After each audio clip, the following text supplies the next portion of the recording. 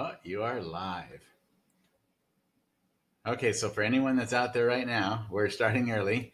We're not actually starting early, but we are opening it up early, just so that we can make sure that we have no glitches. We did test it over an hour ago, or about an hour ago, I guess, and everything was working flawlessly. So we're hoping that's going to be the same today or now.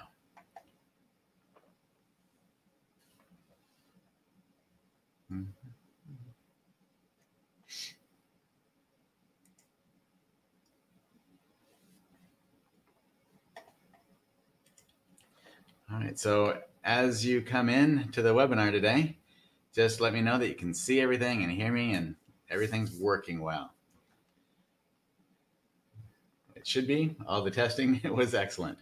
And the software we're using now is just amazing. So, well, hello, David.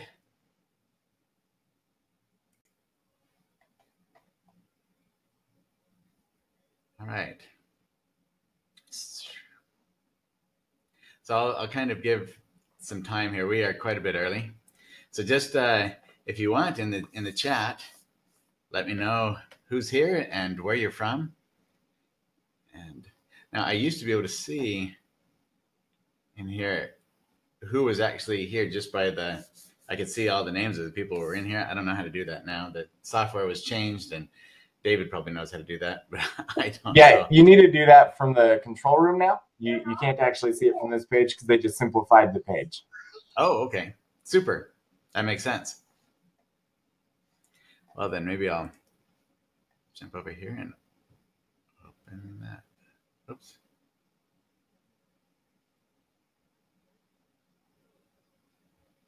Oh, there it is. I see. Put that over here. All right. Hello, Azita and Carol. It's great to have you here with us today. And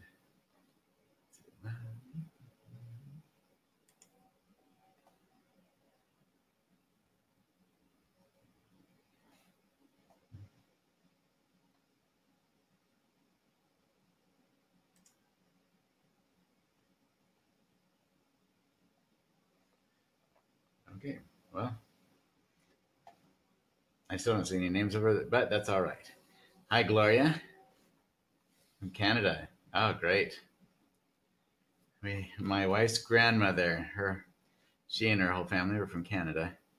In fact, I think their family from way back were some of the originals that helped found areas over near New York or something. They originally were part of the founders of New York or something, and then they got pushed out and up to Canada or something. So, but they loved it. Canada's so beautiful. Great. Everybody can see in here. Well, that's good. Okay, so I don't know. Maybe I should say this when everyone's actually here, but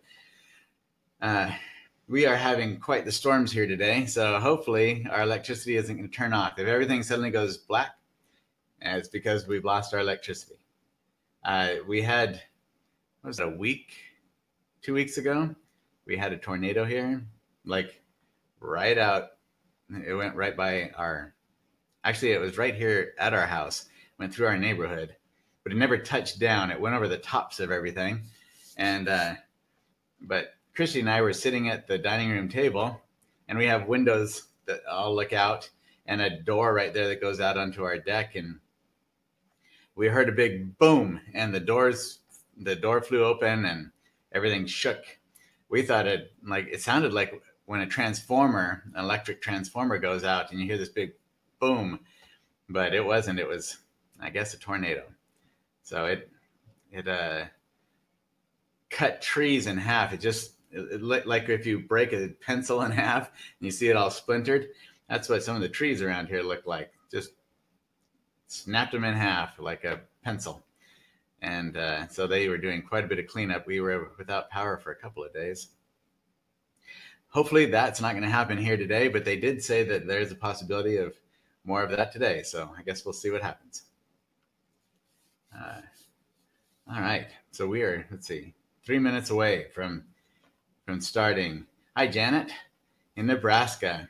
Hey, we've got another good friend that lives in Nebraska. Hi from Como. Oh, okay. Where is Como? And it doesn't have your name in there. So I don't know who that is from Como, but welcome. And let's see, what are some other things? This is going to be a fun webinar because, hi, Spike. Great to see you. Great to see your words over here, at least.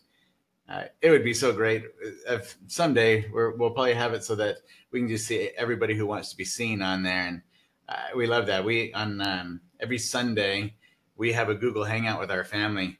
No matter where our kids and grandkids are around the world, we can have hang out with them and see everybody. That's just fantastic. I wish I had had that when I was a kid with my grandparents. You know, we lived on two different sides. We were in California. My grandparents were in Maryland. So we didn't get to see them very often. Oh. Carol, so moved to Arizona. We don't. Yeah, no doubt, Carol. I do have family in Arizona. Cave Creek, I think, is where they live. Kansas City, Missouri, I think. Hey, I was painting in Kansas City, Missouri. What was that, in March?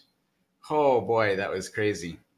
I have a video. That was when I was trying to do the oh, we have 1 minute. The plein air. We were going to do the coast to coast plein air experience.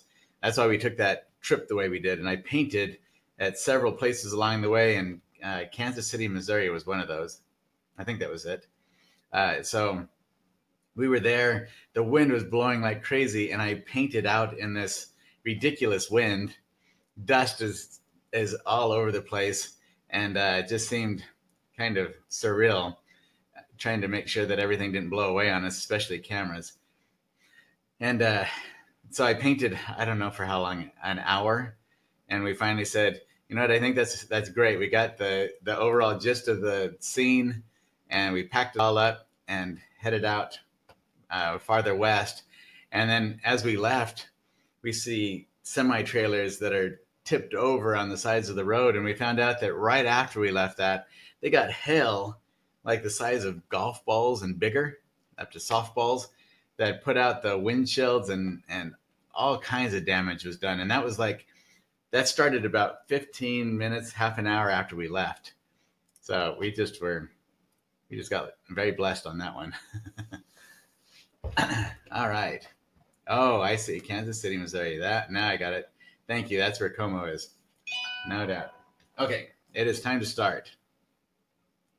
Let's see. That story. Say hi to people. Aha. Thank you, David.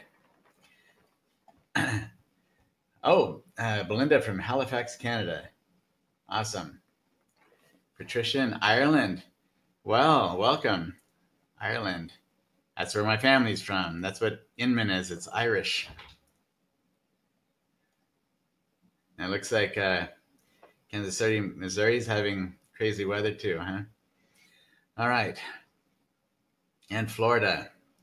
Welcome, everyone. It is now 12:01, so we'll get started with this right off, because we don't have as many critiques today. Okay, first of all, Christy's not going to be here for another 15 minutes to half an hour. Our youngest son, he has Down syndrome, and they have this group for children with special needs. It's called I just drew a blank. That's terrible.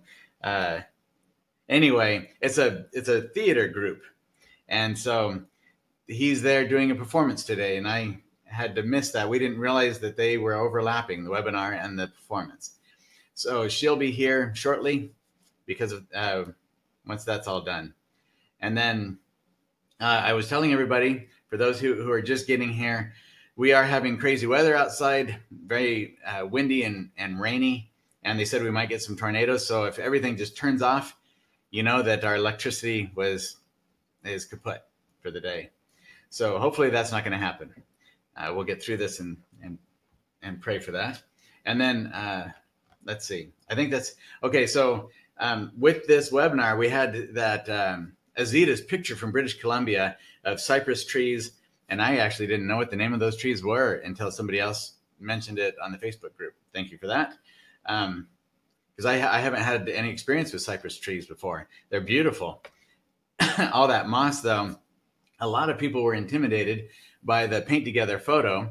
And I was as well. I'd never painted moss on trees like that. So it was a new experience. And it was a really fun challenge. Beautiful paint, beautiful picture to go off of, but also intimidating for many.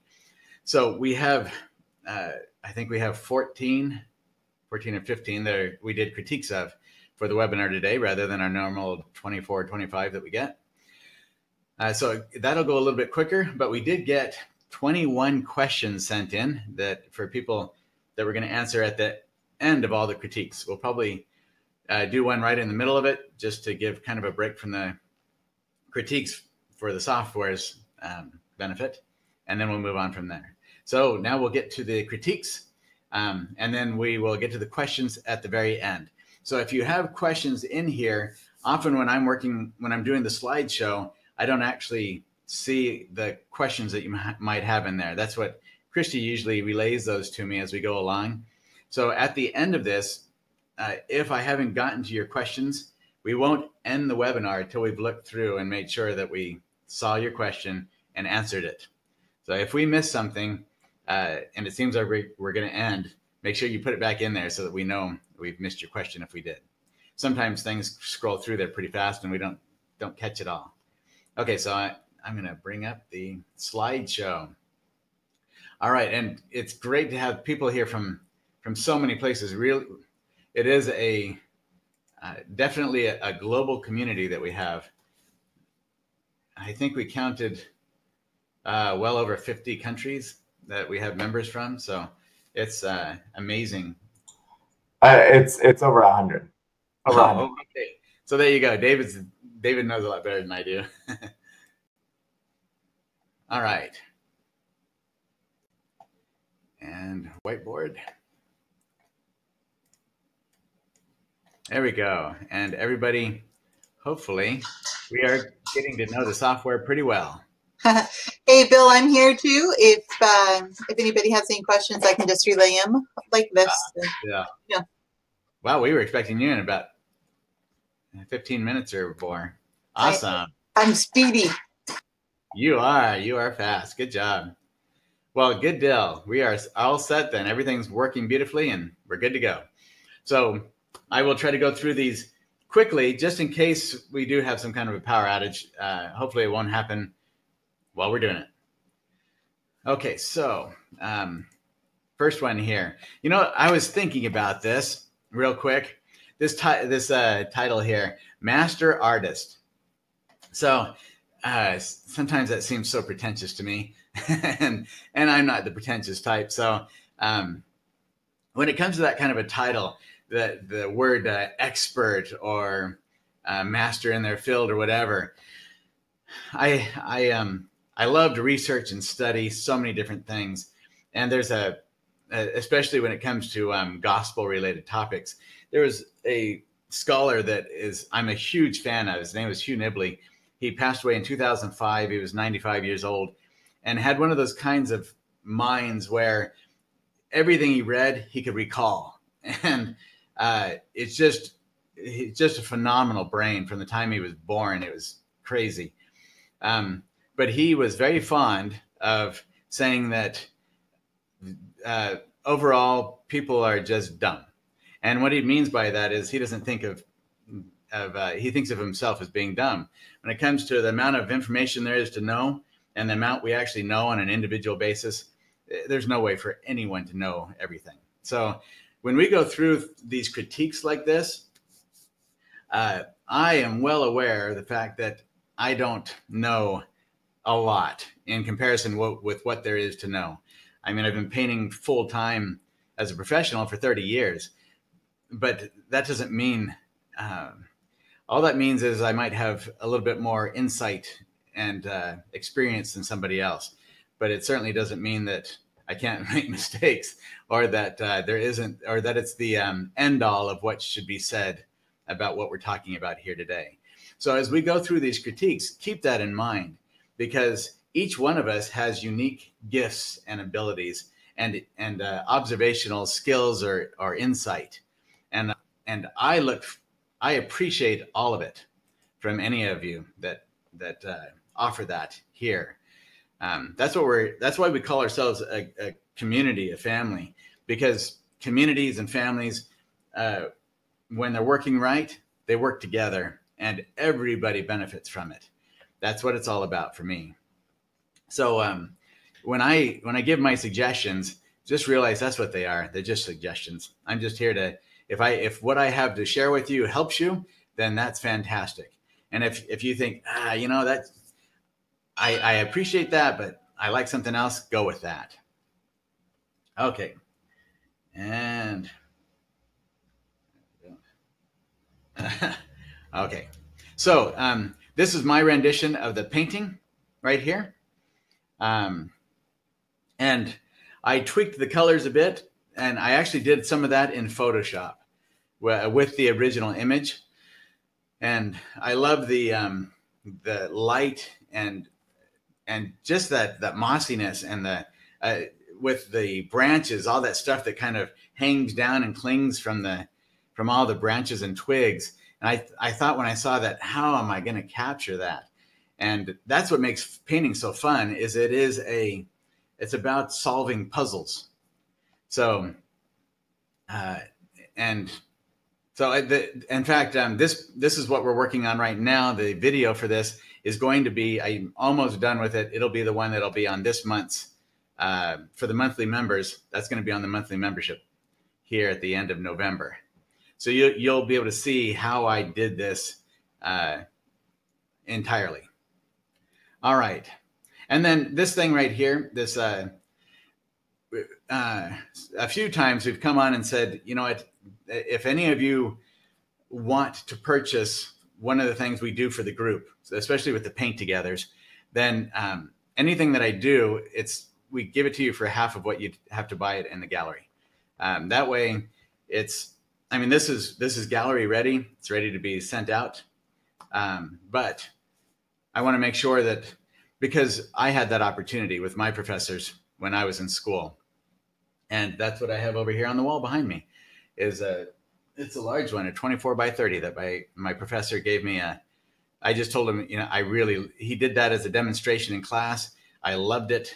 And I wanted to have that just so I could study it throughout the years. And I've used it many times in my studio over the years to look at it and to think, yeah, okay, simplify, you know, whatever it was, just to see his colors and his brush strokes and all that.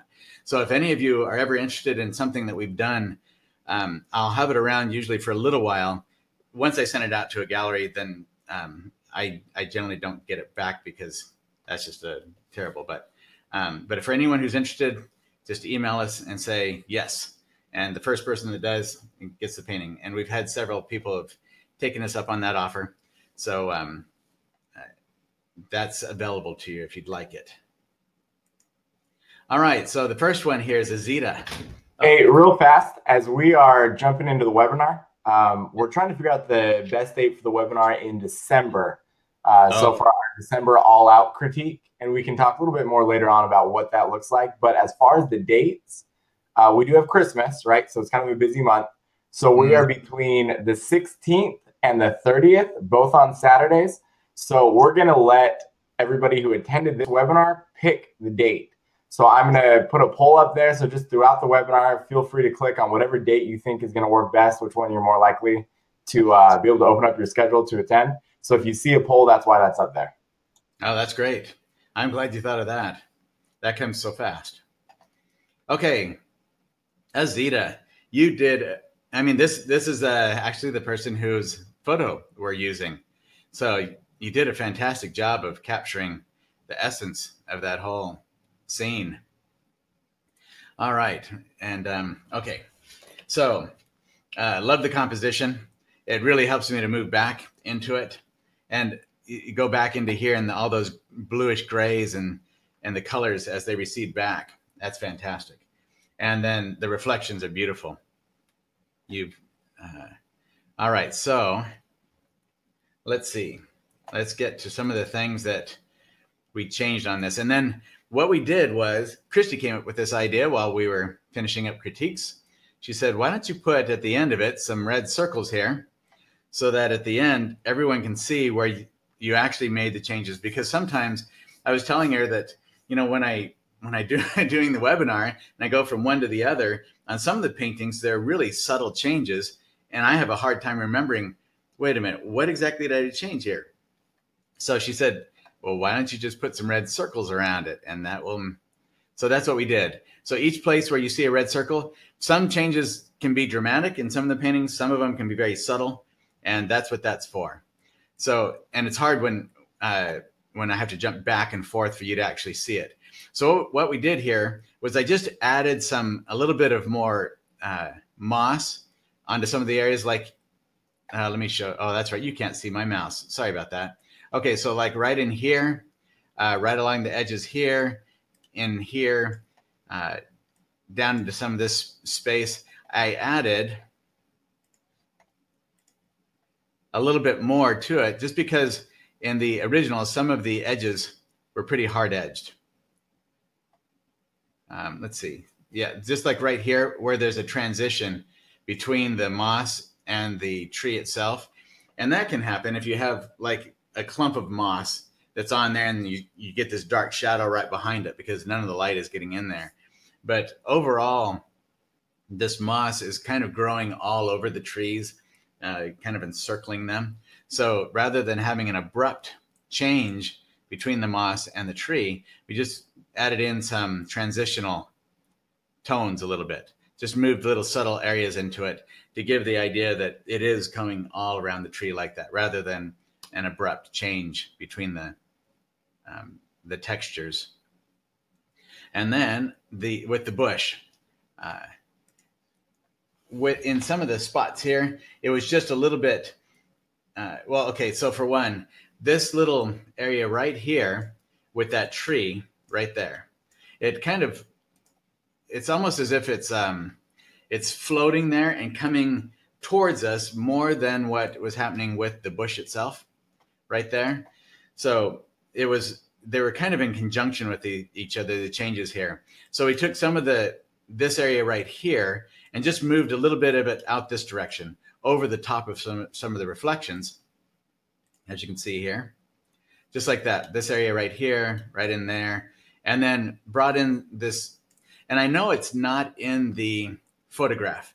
This reflection right here isn't in the photograph. And now that can happen for a few different reasons. One is that sometimes it's the actual photography that doesn't capture it. Other times it's the way that the water is rippling and the way the light slants across it. We won't necessarily see anything there. It bleaches out that portion of it. So we miss those reflections. But there's two different places. There's a little stick that comes up over here on the photograph. That reflection is missing, and this reflection is missing. But I put this in here on yours, Azita, just because it felt like it helped to ground, rather than this end of the tree feeling like it's kind of sitting out above the water. It kind of grounds it into the water a little bit more, and it helps the transition of the bush into that area. But there are other ways to go about that too. You might just add in like some kind of some more ripples, something subtle in there as well. It doesn't have to be necessarily a whole reflection into it. And let's see, where are some of the other circles so I can remember? Okay, so with, and this was with several of the scenes that we've had here. In the photograph, you'll see that the reflections are very dark, and that is possible, entirely possible for them to be that dark. But often in a painting, we have to think in terms of, what does this do to the viewer? Does it work with the painting the way that all the other values are working, or does it become such a strong line all the way through the painting, like for instance, from the tree here, and then you go from there down through the reflection. If both of those are really dark, then it almost cuts the painting in half, and you have all these really strong lines all through it. And that can become then distractive, or can distract at least the viewer from the main centers of interest, which in this case, I think are this tree, and then we are led over to this tree, and then we are led around the painting from there. So that's why I just softened down some of the reflections here in these areas. Not a whole lot, but just enough so that they weren't overly dramatic, overly strong. And actually, yours weren't that much different. They were just little changes. And in some of it, it doesn't. Oh, let's see.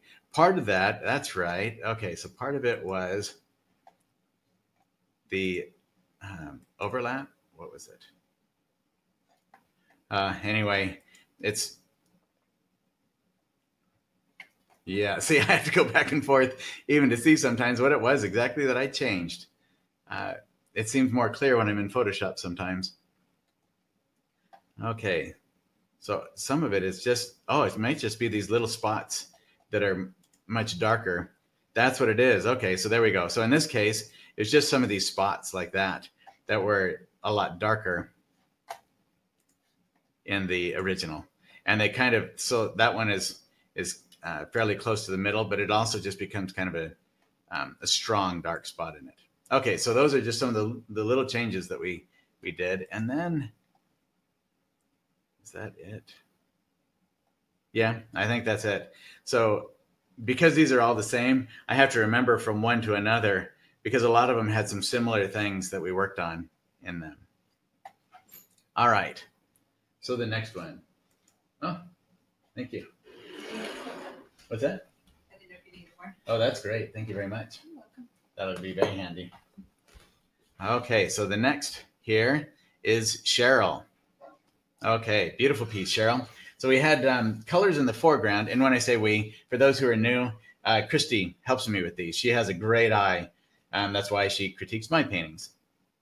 So colors in the foreground and through the tree, like these right here. Very dramatic coloration in here, up in this area, down in here, all those oranges and reds, very beautiful. And you have some of that even in here too.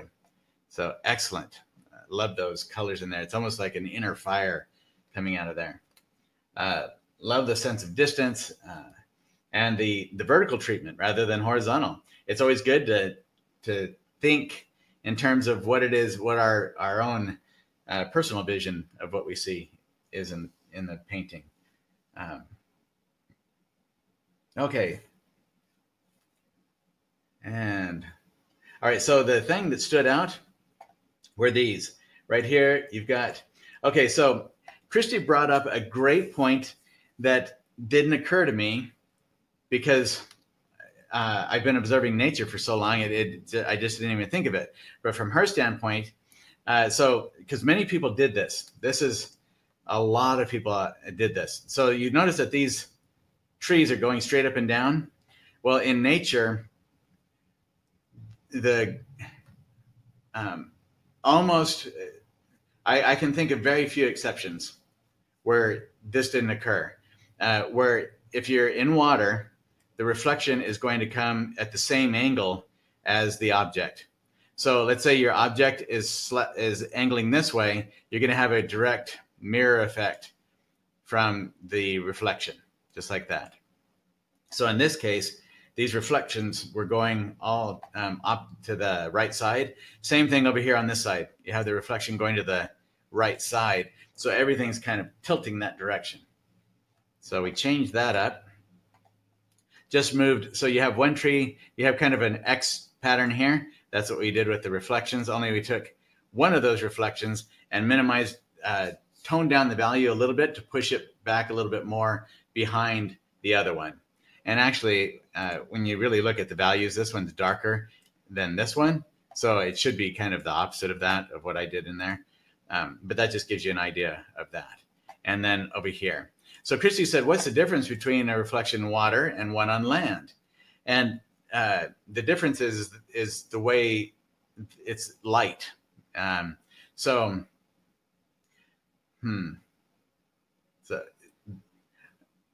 when it's on land, you're getting the shadow, which is the reflection. The shadow is caused by the direct source of light. Wherever the light is, whatever direction the light is shafting or pointing, is the direction that the shadows are going to go. But in water, it is the direction of the object itself. So if we can keep that in mind when we're doing water, it'll help us to keep our reflections going in the right direction, because the reflection is not actually a shadow necessarily on the water. Sometimes we get shadows on the water. Those are different. So that's a really good thing to think about. So sometimes you'll have a group of trees, the light's coming behind it, and it will cast a shadow out over the top of the water. That will work the same on water as it does on land. The water is going to slant the same direction as the light is pointing. And that's completely different from a reflection. So, all right. And then let's see, what were some of the things here? So we have, okay, up here. So just while we have it up like this, I'll tell you why there are circles here. For one, this little object right here, whether it's a rock or leaves that have grouped up right there, there wasn't a reflection there in the photograph, that there are some objects in the photograph that don't have reflections, but it helps to soften the transition there. Otherwise, it becomes a very strong object out there by itself.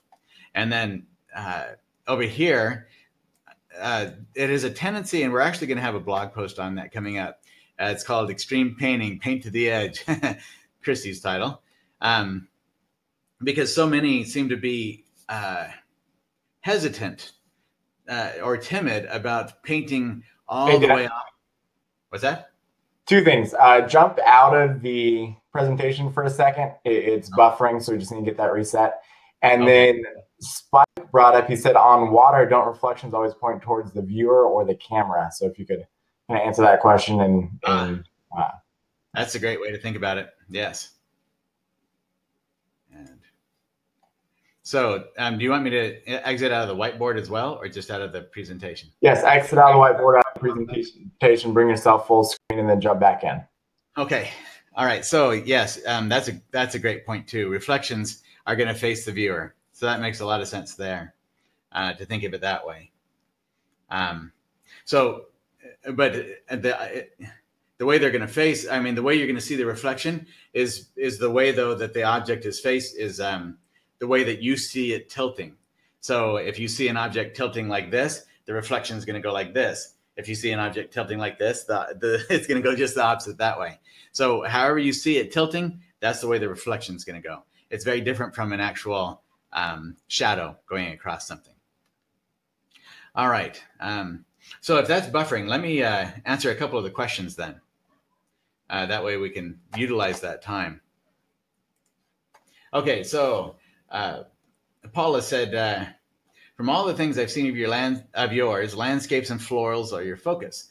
Have you or would you consider doing other things like mountains, waterfalls, rocks, or maybe an ocean beach scene as a webinar? Most definitely. That's part of the reason why we wanted to open it up to the members to submit photos, so that we can get a wide variety, because all of us we have so many different places around the world that our members are from. The geography is varied vastly, and we want to see that. So where I'm at here in Indiana, there's a whole lot of shade trees and farms and that sort of thing. When we lived in Colorado, lots of rocks and mountains. I painted a lot of rocks and mountains, and waterfalls. I painted a whole lot of waterfalls through the 90s and 2000s with Colorado scenes and other places as well. So yeah, and then when I lived in California, I actually did a workshop out in California with Ted Gorshner back in 92, 91, 92, and did an ocean scene when I was there. So we're open for anything. That will give people around the world a good variety of things to do. But we want to use our own images. We don't want to pull anything off of the internet. Those are copyrighted images, so we don't want to use something that's copyrighted.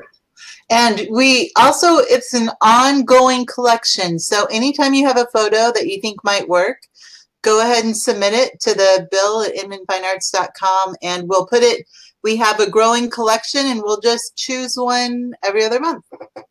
Yes, that's right. Okay, let's see. And then one other that we'll cover, and then we'll go back to the critiques. Diane asked, I'd love to hear your take on belonging to art groups, national like OPA, regional like the Mid-Atlantic Plein Air Painters, and local, and if any have helped you with your career. I know it saves money on entry fees and class fees to be a member, but are there any other advantages in your opinion? So that workshop I was just talking about when I went up to Ted Gorshner's home, it was actually he and his wife, Marilyn Simandl, and we were in their home for this. It was a weekend workshop.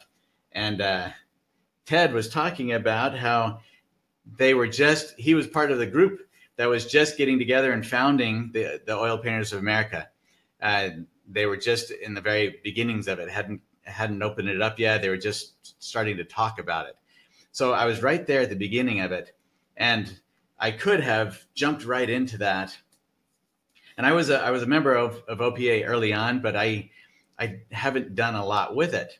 So I've been a member of different groups, but so with my career, I was in a professional gallery when I was 17, and I've been in galleries ever since then and have sold well in the galleries, and it's always been, I've been able to get into galleries readily, but I'm actually shy by nature, and I'm not a promoter. So it doesn't seem to be in my mind to think in those terms. I really need somebody else doing that for me. So as far as being a part of the OPA, like in '99, I was in Southwest Art Magazine. I didn't even think really to do anything with that. I should have done more with it, with the OPA. In the early days, boy, and these shows now, they were a lot easier to get recognition back in the 90s, 80s, 90s than it is today, because there were it doesn't seem like it, but there were a lot fewer artists then than there are now. The internet has just exploded things. So yes, I think that there are advantages to it. If you look at like ARC, it's the, I think that's what it is called, ARC. Oh boy. It's the realism. Darn, I just drew a blank. Sorry, but they're a phenomenal group.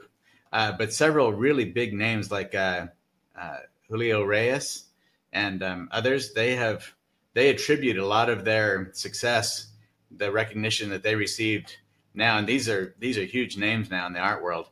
They say 10 years ago that was where they really got a lot of recognition from that group, being a part of the shows and other things in there. So yes, it can definitely expand somebody's career if you are in the shows, and especially if you get some awards. But don't base your feelings of worth as an artist on whether you get awards or not at these shows. That's not a sound practice, because okay, so like in the early 1990s, there was the national parks, the top 100 arts for the parks. That's what it was called. And let's see, William Scott Jennings, he had a piece in there one year, got nothing, no recognition, like top 200 or something. It was nothing in there. And then the next year he won the whole competition. You just don't know at these shows. It goes. And when I was at a show, the Salon International at the Greenhouse Gallery in San Antonio, I had a piece in there. Max Ginsberg, one of the top artists in the country. He's just phenomenal. He did a critique. Then he saw my painting and he said, "Wow, I can't do anything with this. There's nothing wrong with it. I can't see anything I could improve. It's masterful." I said, well, it didn't get anything in the show. You didn't even, I mean, nothing. He said, I didn't even notice. He said, he said, that is the way it goes with shows. Sometimes you just overlook something. There's no rhyme or reason to it. So these shows, while they can be very helpful, they can also discourage people because they find themselves not getting the awards that they think they might get, or they see somebody that gets an award and they think, well, that doesn't make any sense at all. I see this or that, whatever. We all have our own ideas about what's good and what's best in the art world, or whatever we want to call it. So just remember that judges are human. Sometimes a piece just gets overlooked, period. And sometimes judges choose things that you think, I would have never chose that. So like just recently in the last year, I've had 2 pieces that got Best Floral and Best Figure in the Landscape for the Plein Air Salon competition. And the pieces are listed in, Plein Air magazine. I haven't really done anything with those either. We're very busy with with what we're doing here. And, but they can be. Some people are really good at taking those and then, and getting their name out there. So there's another artist. She was in one of our blank canvas interview artists, Joanna Arnett. She was excellent at taking that sort of thing, writing up articles, submitting those to magazines, and getting an article in magazines. So there are a lot of ways to use that to promote yourself. Just don't get discouraged by it at all. Be persistent.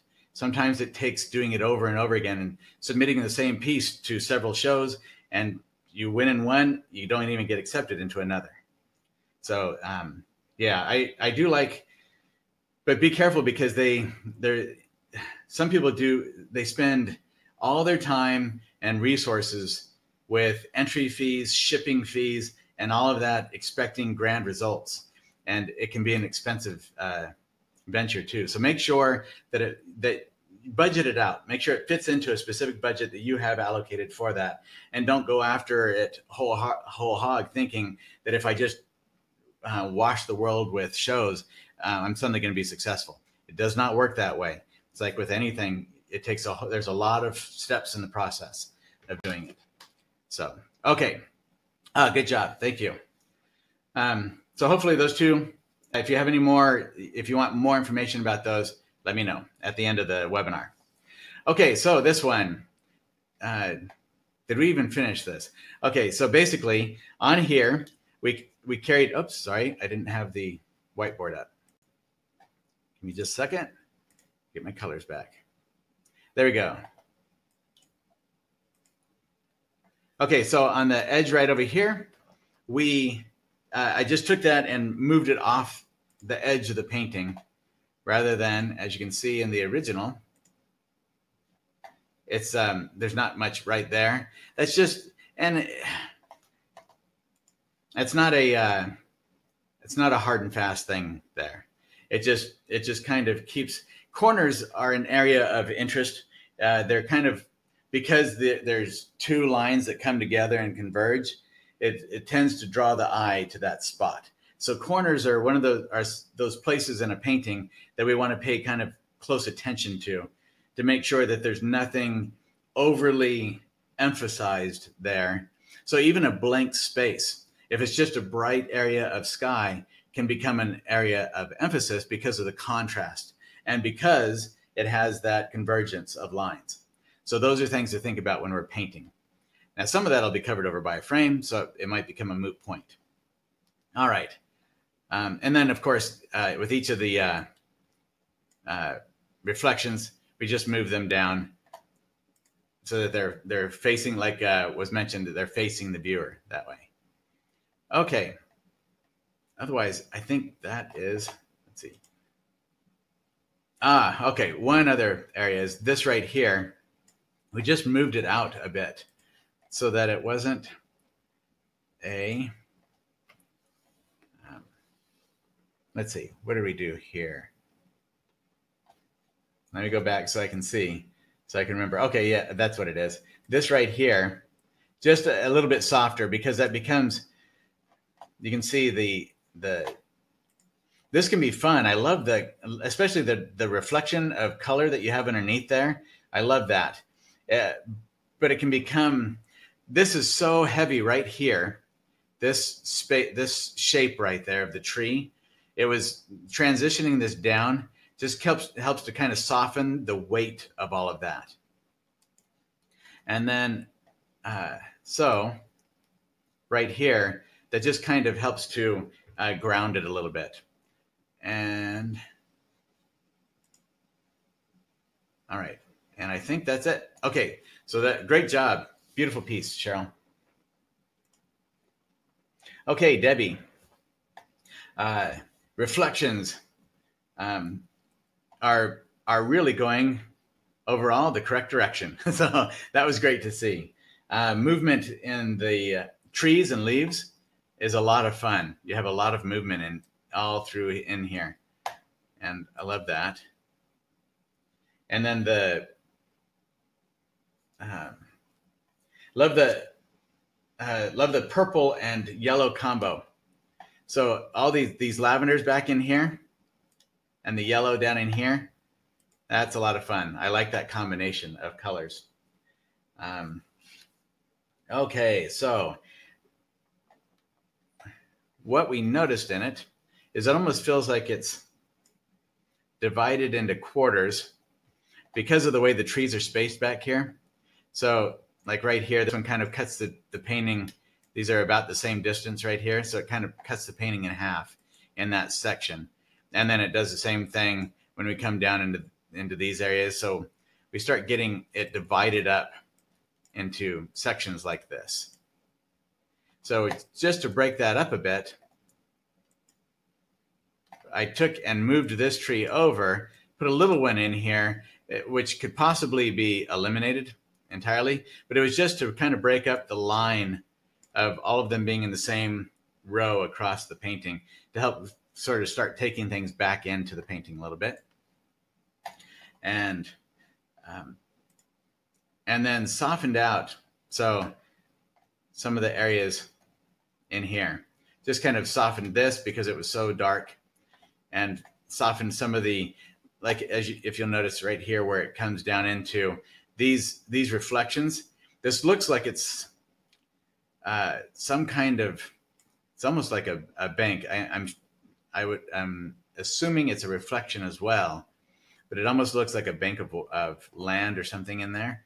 And then, but this reflection comes right down through, but this looks stronger as if it wouldn't be interrupted by the tree back here. So we just took that and softened those down so that, except that I missed this spot here. So just right there, just kind of softened the where they come together right here, so that it feels like one is a little bit more dominant on top of the other, a little bit more. And let's see, what else did we cover? Oh yeah, the corner up in here. That's a good thing to look at as well. So it was in the original. You can see it's let's see, is that there? There we go. Yeah, just covered up some of that. I think this one over here works with a few little things in it. This one over in this corner was a little bit so open with this strong line right here. It almost blocks this triangle off from the rest of the painting, and it doesn't feel like it belongs to the rest when it's that open right there. So because this is, for one, this is a more blue color, so that's going to draw our attention over there because you don't have that in the rest of the painting over here. You have a lot of open sky space right there, which you only have over here really, and maybe down in here. And then you have the strong line of the tree right there to kind of block it off from the rest of the painting. So covering over some of that just helps then to make it feel more integrated with the rest of the painting. And that's all. Okay, so those were the things that really stood out in that piece. So just dividing it up a little bit and off-centering things. So, all right, beautiful job, Debbie. Next. Okay, so Diane, Okay, so this is, that's, you know what? When I was looking at my notes, I said the wrong one. I was thinking, wait a minute, that doesn't make sense. So Diane, this is where your reflections are right in line with what we would normally expect from the reflections. So excellent job with that. And we love just the all the way that you've treated the background here up in the leaves, and everything feels very harmonious and feels like it fits together in there. And then the way that your leaves feel submerged down in here under the water, that's beautiful. I noticed that on someone else's on the Facebook group. They did a great job of that feeling of the leaves being submerged and kind of sunk down there on the bottom of the lake. And you've done that. You've really done a beautiful job with that.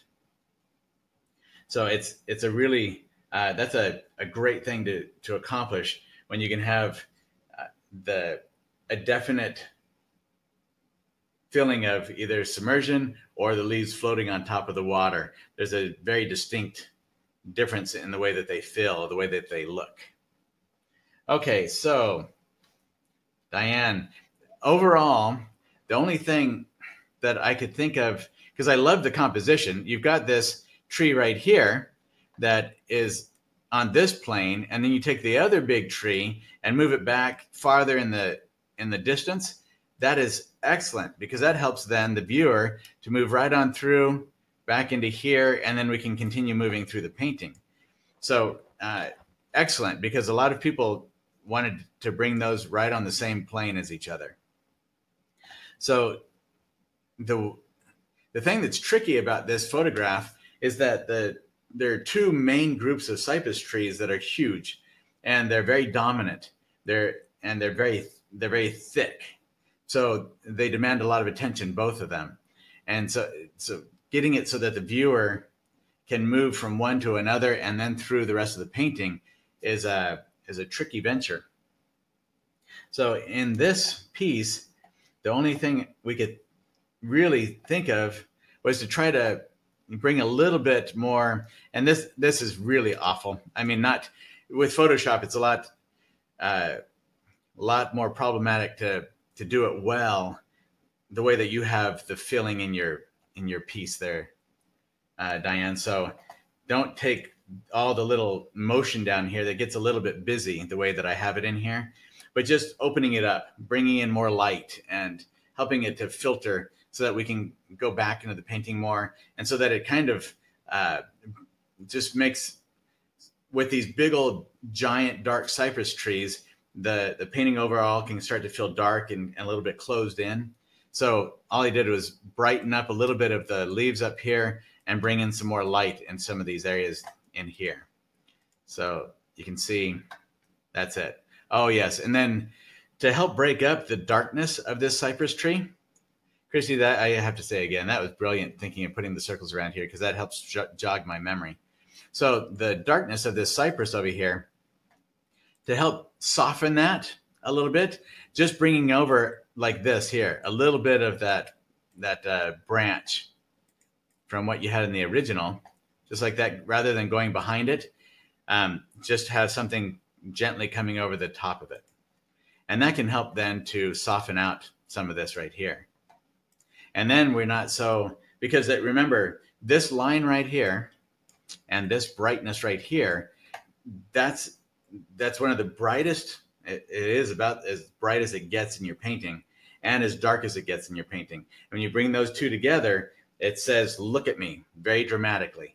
So if you're going to have a look at me area there, it's got to have some ways to escape that spot, that shape. So really, I mean, remember, in all that we're talking about overall shapes. We have shapes of light, we have shapes of color, we have shapes of objects. So, but mostly it's just values and colors and color temperatures. So in here, we've got this shape right here, that triangle. And when you have dark and light right there, that's going to be the area that people look at most, because boom, it's going to cause us to go there eventually. And then we kind of get stopped there because it's so strong compared to other areas in the painting. All right, let's see, was there, and that's it. So really it was just trying to get, and possibly this is where it would take some experimentation, Diane, of just how bright to get things. Maybe trying a little bit of, once your painting is dry, so that if you don't like the effect, you can just wipe it off again. Take a little walnut oil, some pigment, some bright pigment, like maybe some white mixed with some other color, like the lavenders that you have in here, and brighten it up just a little bit, and glaze over some of these areas with some of that bright, and then leave it for a little while so that your mind gets used to it. Like, don't look at it for a half hour or something. Come back to it with kind of a quick view and say, okay, my first impression, did I like it or not? That'll give you an idea of whether that's a good idea for the painting, whether you're going to like that or not, if it's going to help brighten it up, or if it's going to, or if it's just going to be distractive back there. So you might like this right here, this area of real bright, bring in more of that into some of these areas. Try that out and see how that does with it. Because it's got a lot of things that I would love to see. So many beautiful things happening in here with your composition, your reflections, the feeling of the water and all that, I would love to just see it brightened up some, so that it's very inviting for the viewer to go into it. Now, of course, that's subjective, because some people, they like it to be more, when I say dark, for some people, it's just very emotive. It has a lot of emotional quality to it. So that takes a lot of weighing back and forth of what it is that you want to achieve with it. So it might be that you want more of that emotive quality to it as well. So it is a beautiful piece, Diane. So thank you. All right. Now we have Janice. All right. Right off, the sunset colors, beautiful. It's just got such a dramatic feeling to it. And great composition. The way that you've offset the main tree right here. Okay, so something to point out here. See this little sliver right here of sky coming through there? I think that is masterful. It works so well because it's not like I get trapped in there. If you notice right here, this is much brighter than this right here. If this little area right here were as bright as this area right here, that would not work. But because this is a little bit more muted and grayed down, it works splendidly. It's masterful because it helps then to give better form to the tree, more interesting form to the tree, rather than if it was just cut in half on the edge of the painting. But it also allows the viewer to move through there still. So I love that. Great job. And then I love the way that you've really separated these two main trees here from each other, and then move the rest of it back through here. And then we also can go back on behind this area right there. So that's excellent. And again, good job with the reflections. They're coming right on down and going in the direction of the objects, the way that we see them in a mirror reflection, at least. Okay, so the things that we changed up are, in fact, I'll show you the circles right off, and then we can show them on the other version. This might be the easier way to do it. So up here, it was the same thing I found on here, a timidity to move some of that foliage off the edge of the painting all the way over. And what that does is it helps us so that we don't get caught up and distracted by nothing being on the edge of the painting. That's a point of interest. And so when we take it off the edge of the painting, what that does to the brain is it tells the brain, yep, there are other trees, there's other things on the outside edge of this, and that we're just seeing a portion of it here, and it's just naturally carrying over into this part of the painting. So then we don't have to concern ourselves with, why is that blank over there? Why is there nothing there? Because then our mind wants to figure it out. But if we have things moving off, then it's in our conscience. We already know it's a natural transition, if that makes sense. Same thing with the tops of the trees up here. Just moving some of that up into up and off the top means that the trees haven't died on the top of the trees. We've got all this live growth down here below, but then suddenly it stops up here and we think, oh, is the tree dying? Is there nothing up there? No, there's lots of stuff up here. This is a vibrant tree, and you can tell that because it's coming off from the top right on down into the painting. And so it's a natural transition again up through the top. And then down in here, it was just softening out some of those reflections so that it doesn't distract from moving back in or cut the painting into a bunch of little shapes, especially when you get these really strong lines like this going all the way through a painting. It's nice to have some of that softer and transition through. And then right here, it was just, actually, let me get over it. Okay, first I'll cover this. So right here, if you look at the original, you'll see there's kind of a heart shape, which is fun to have a heart in our painting like that, but it's a little bit distractive as a shape in the sky. So we covered that up. And then let me see what I did to your tree right there again. Okay, that's what it was. I thought so. Okay, so if you notice right here, this right here, it's two different trees, but it looks like the same tree, and where it's ambiguous as to what exactly is happening there. And because those two come to a point in this shape right here, they come into a spot that stops right there, then that becomes a viewing spot. It means that we have to look at it. And then it means that we have to figure it out. And then that becomes a distraction for the viewer. They don't naturally transition from that to something else in the painting.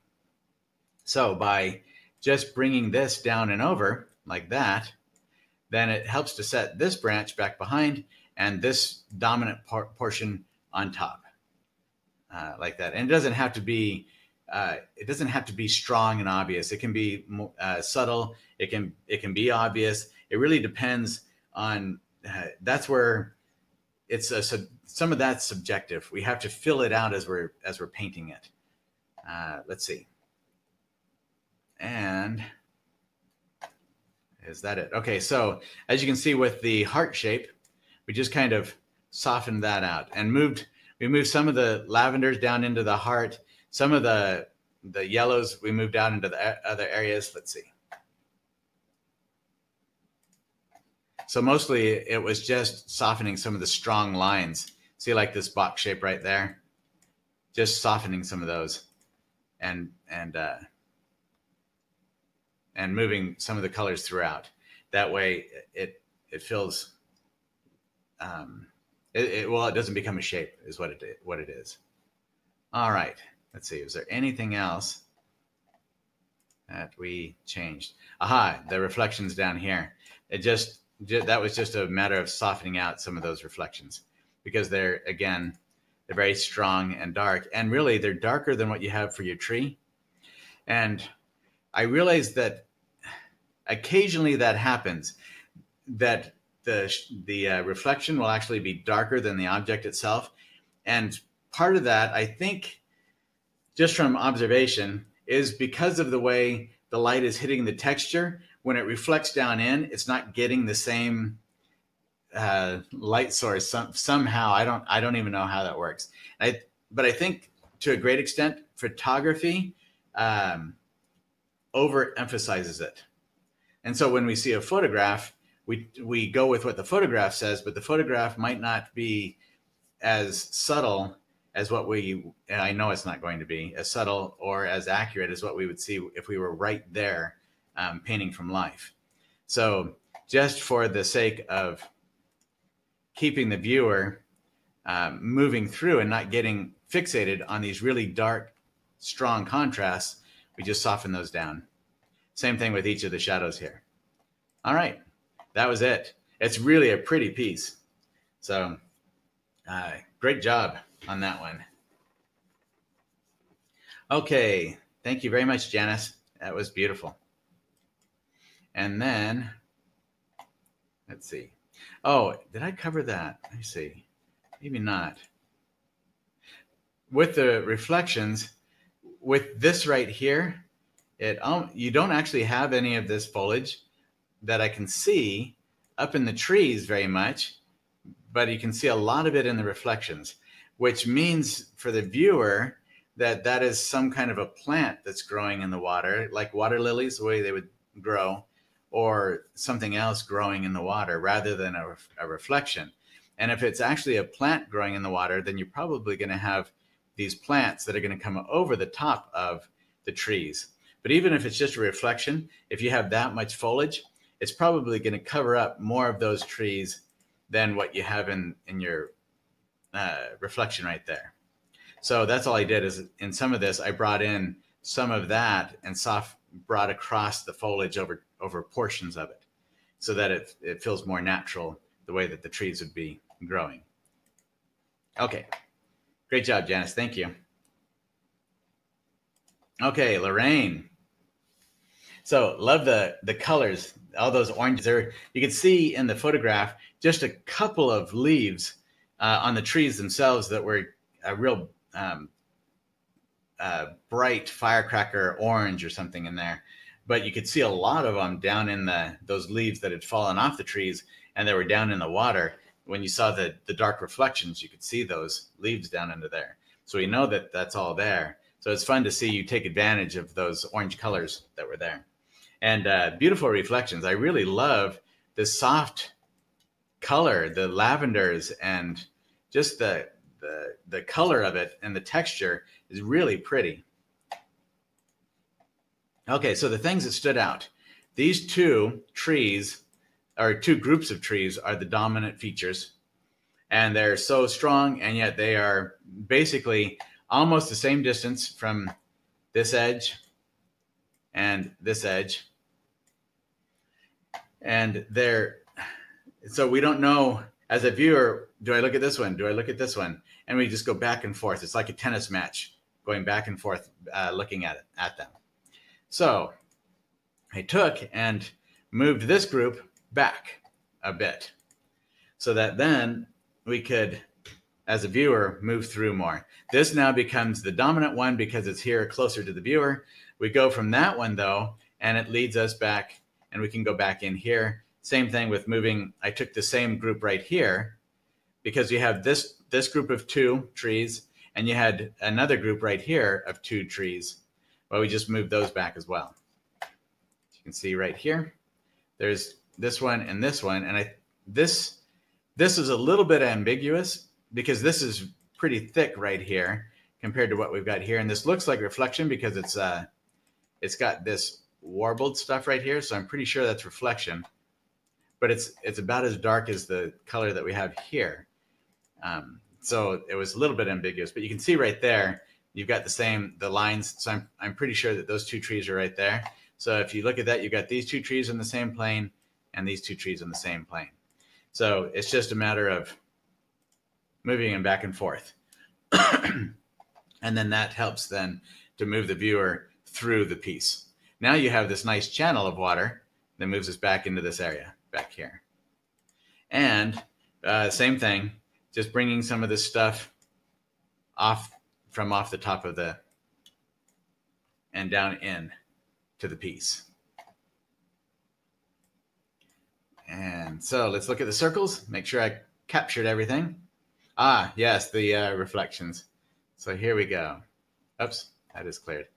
And okay, one thing about this is a good thing to bring up here. So Lorraine, when you sent your image in, it was about this big on my screen. The file size is so small that when I look at it, I have to blow it up in order to see everything, and then it becomes pixelated. So it makes it really complicated to do a critique, to make changes to a file that is that small. And we had a few people that had that, where your file size is really small. So if you could, usually the size of the file as it comes off of a camera for one single image is usually a couple of megabytes at least large if it's a JPEG.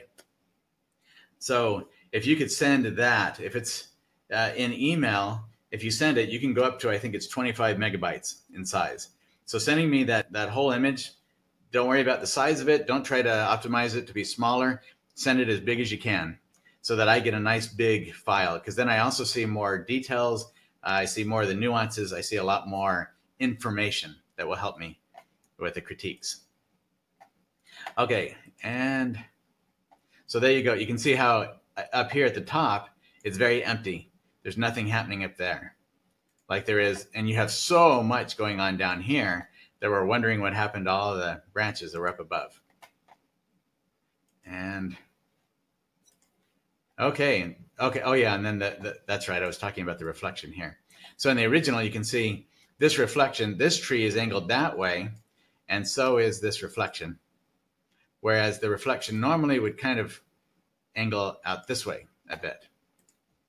With this one, wherever it's, so basically it's usually about, unless you have ripples. Ripples can make a big difference in the type of reflection that we get. The bigger the ripples, the more it disrupts the reflection, and it can shorten the reflection. So, but if you have a fairly smooth surface, then we're going to get basically about 1-to-1 with our measurements. But we can change that because we're artists and we can use artistic license if it works better for the painting. But we want to make sure that we're doing it with intent, that there's really a good reason for it. If we're doing like representational realism, if we're doing some stylized thing and our whole painting is stylized, then we can basically do a lot more as far as changing things. But it's kind of like, so Picasso with figures, he could do whatever he wanted to figures, distort them, and people accepted it because that was what he was going for, or Matisse or something like that. And people will do that with landscapes as well. They stylize them, or they abstract them. So with landscapes, if we're not doing some kind of abstraction, an intentional abstraction, and we're wanting to keep a representational realism, then it's good to stay fairly close to what we would see if we were observing it in nature, unless there's some kind of a compositional or design principle that we're going for that will make the painting stronger because of it. And that's when it's really a good idea to break that observational guideline. Now that's different from when we're out on location and we see 14 trees and we put in 3. We can put in what we can leave out or add in whatever objects we want. That has nothing to do with the parameters that we were talking about. So when it comes to like this reflection here, we just took, and so with this, you can see, just tried to follow basically 1-to-1 here. And then when it goes up, the same idea that we would see if we were out in nature. All right. But otherwise, these reflections really are masterful. They're so pretty. So excellent job with that. And then with the bush, just coming in and giving it some, I like that. It kind of breaks up that, oops, too far, that corner a bit right there. So, okay, great job, Lorraine. I think that was it. Those are the main things that we saw in there.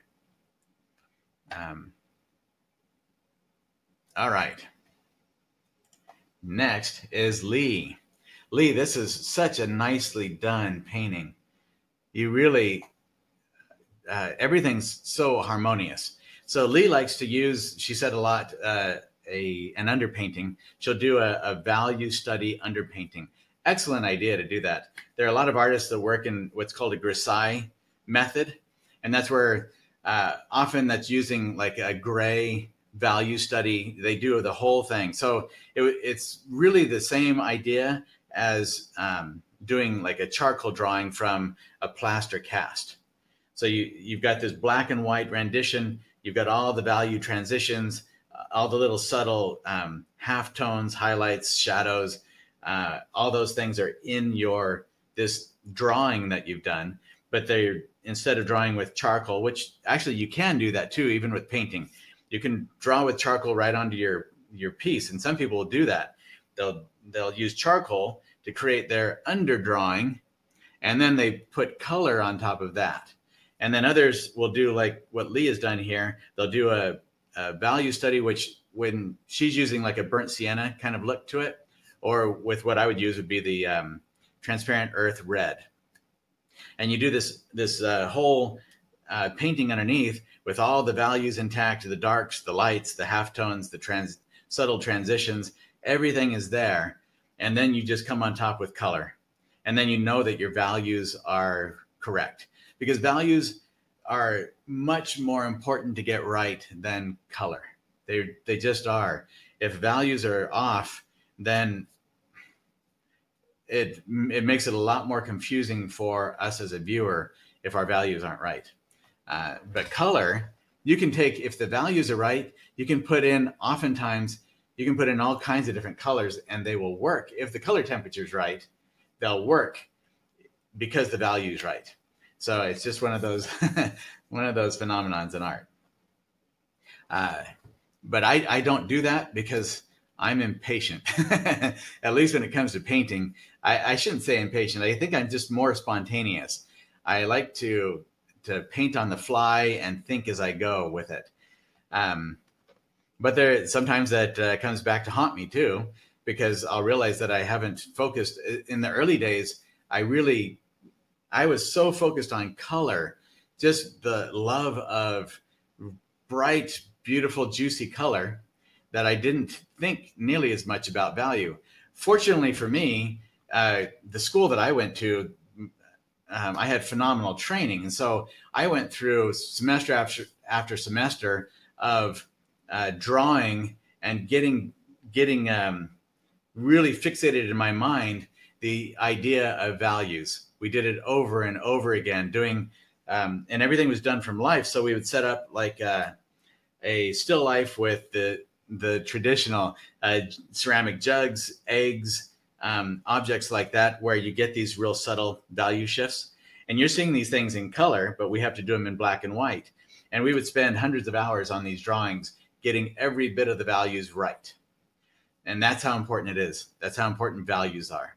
It can be the difference between realism and things feeling off. So great idea, Lee, to do that.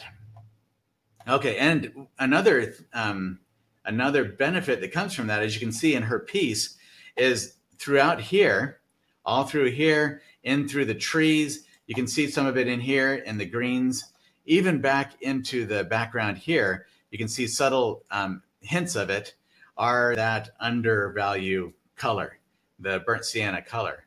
And the reason why a lot of artists use burnt sienna is because it's a nice warm brown. And so in nature, if you look at, let's say you see a field of grass, well, really what's underneath that field of grass? Usually dirt. And dirt is often warmer, brownish in color. There's a lot of that there. So when we use that as an undertone, for especially if we're going to have a lot of cooler colors like greens, the reddish browns harmonize wonderfully with all those greens that we're going to put on top. So I've done that a lot, using at least putting a wash of reddish burnt sienna kind of color on my canvas before I start. I don't always do that. I didn't do that in this situation, but sometimes I do. Okay, so let's see what stood out to us. Let's go to the circles. That'll be a lot easier. There were only a couple of spots that I could even think of that I would change in here. So as you can see, Lee noticed right here, she doesn't have that reflection. It's not in the photograph. So it doesn't necessarily have to be there. And she did put this one in. And I noticed that in the photograph, that one's not actually there either. So, but she did on this one, where it's not in the photograph, she did put in the reflection there. So she wasn't just a slave to the photograph. She was taking what she wanted from it. And I love how we can move back in to your painting so well.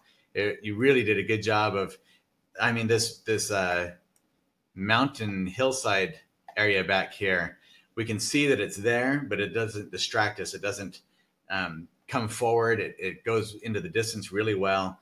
So that works really beautifully, masterfully.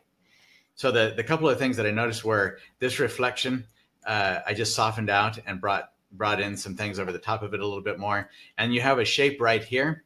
That was terrible the way I just did that. This shape right here in your original, which I'll show you here in just a second, is very strong. And then you had a line right here on your bush that made it look like it was actually a piece of land that was out in the water rather than a bush that's here close to the viewer and the water is back behind it. So if we go back again, we can see that. So right here, you've got that strong line right on that bush that makes it look like, see the way, what it makes me think of is this right here. You see how you have these bright lines where the water is kind of lapping up onto the object, and then that lapping up catches the light more. That's why we see that bright line around it.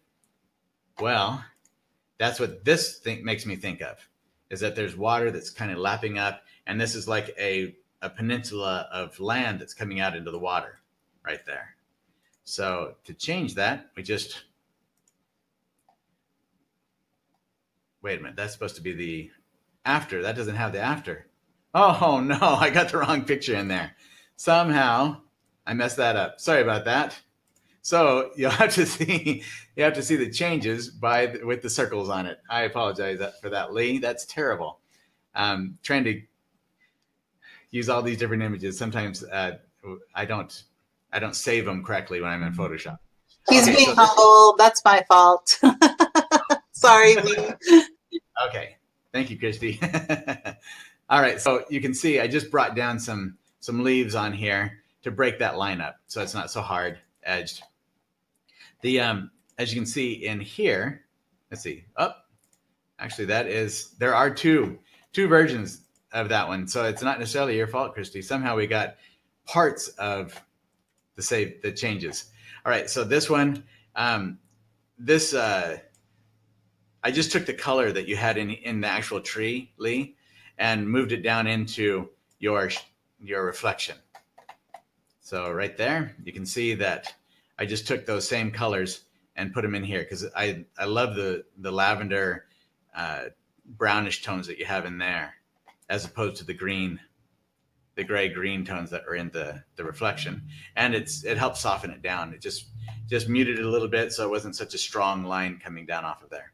And then same thing with the tree right here, just soften that. So because it's so strong, see, it takes away. So just toning that down a little bit helps to push that back in the distance, because you have a lot of atmosphere in your piece, and that kind of atmosphere is going to soften any strong values that you can have in the distance. And then that shape right there. So in the original, you can see, especially since this is really kind of it's very wide, so it's going to block off the light. So going off of just even the reflection that you would have, it's going to curve over a little bit more. And just because that's so bright and such a strong shape, we just soften that down some. Brought in a little bit more reflection into it, not strong, so it's not real hard edged right there, but just enough that it, oops, didn't mean to do that. Just enough that it gave it some transition in there and a little bit extra width. And brought in some of your browns, some of these, just a little bit into it as well to break it up some.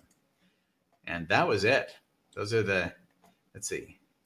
I think that's the main things that we changed in there. Yep. Hey, sweetheart. Yes. You want to let the whiteboard have a little break and you can answer a couple more questions? Okay. And also, just so people, if you have not gone to the poll and told us what day you would prefer in December, you might want to do it. It's really close. We're really close on that. So make sure you get your vote in so we know when to schedule our December webinar. Thank you very much, Christy. Okay, so I'll turn off the whiteboard, stop the presentation. All right, there we go. Okay, so let's go on here with some of these questions. So Natalie said she has 3 questions.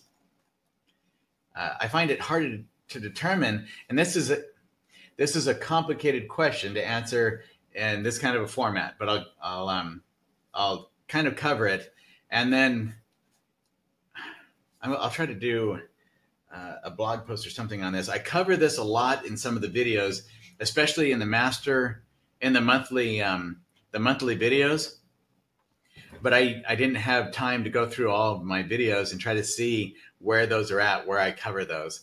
But she said, I find it hard to determine the temperature of light when painting alla prima. I know that sunlight is warm and so is lamplight. North light is cold, but when it's overcast or in between, is there any way to know for sure? I read that you're supposed to see the color of cast shadow on white paper, but that also is not always clear.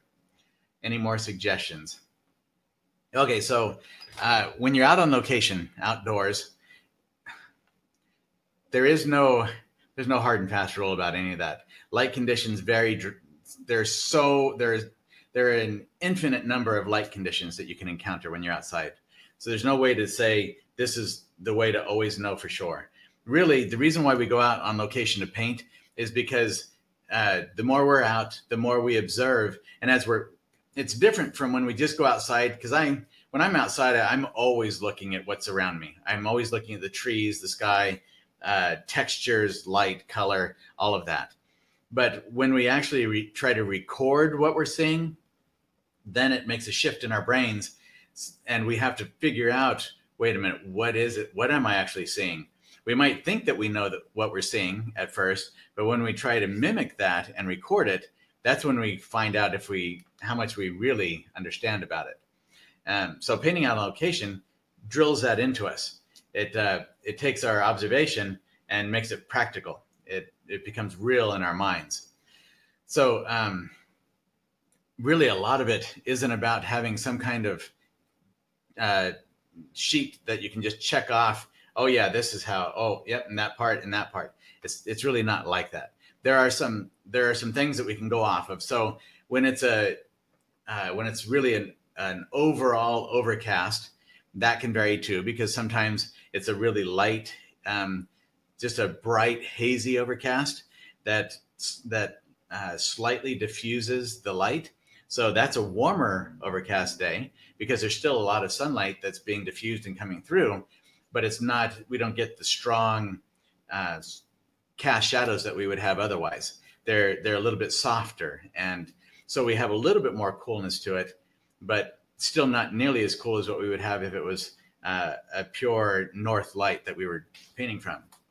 So some of the things that I discuss in the videos that have come just from observation. I've actually never read or heard anyone else talk about this. So this is purely my own. I don't know if it's right or not, but it's what I've gotten while I'm out on location. So, and a lot of it came from just trying to explain what I was seeing to you. Because it was actually confusing to me. I knew what it was I was looking at, but I didn't understand what other people were talking about when they talked about it.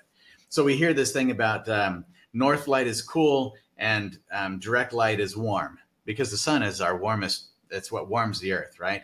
The light from it is very warm. And when that light is blocked, but it's still light. Let's say the sun is coming from the south. We have a big wall here, or we're in some kind of an enclosed space and we have a window over here, and that's the north light coming through.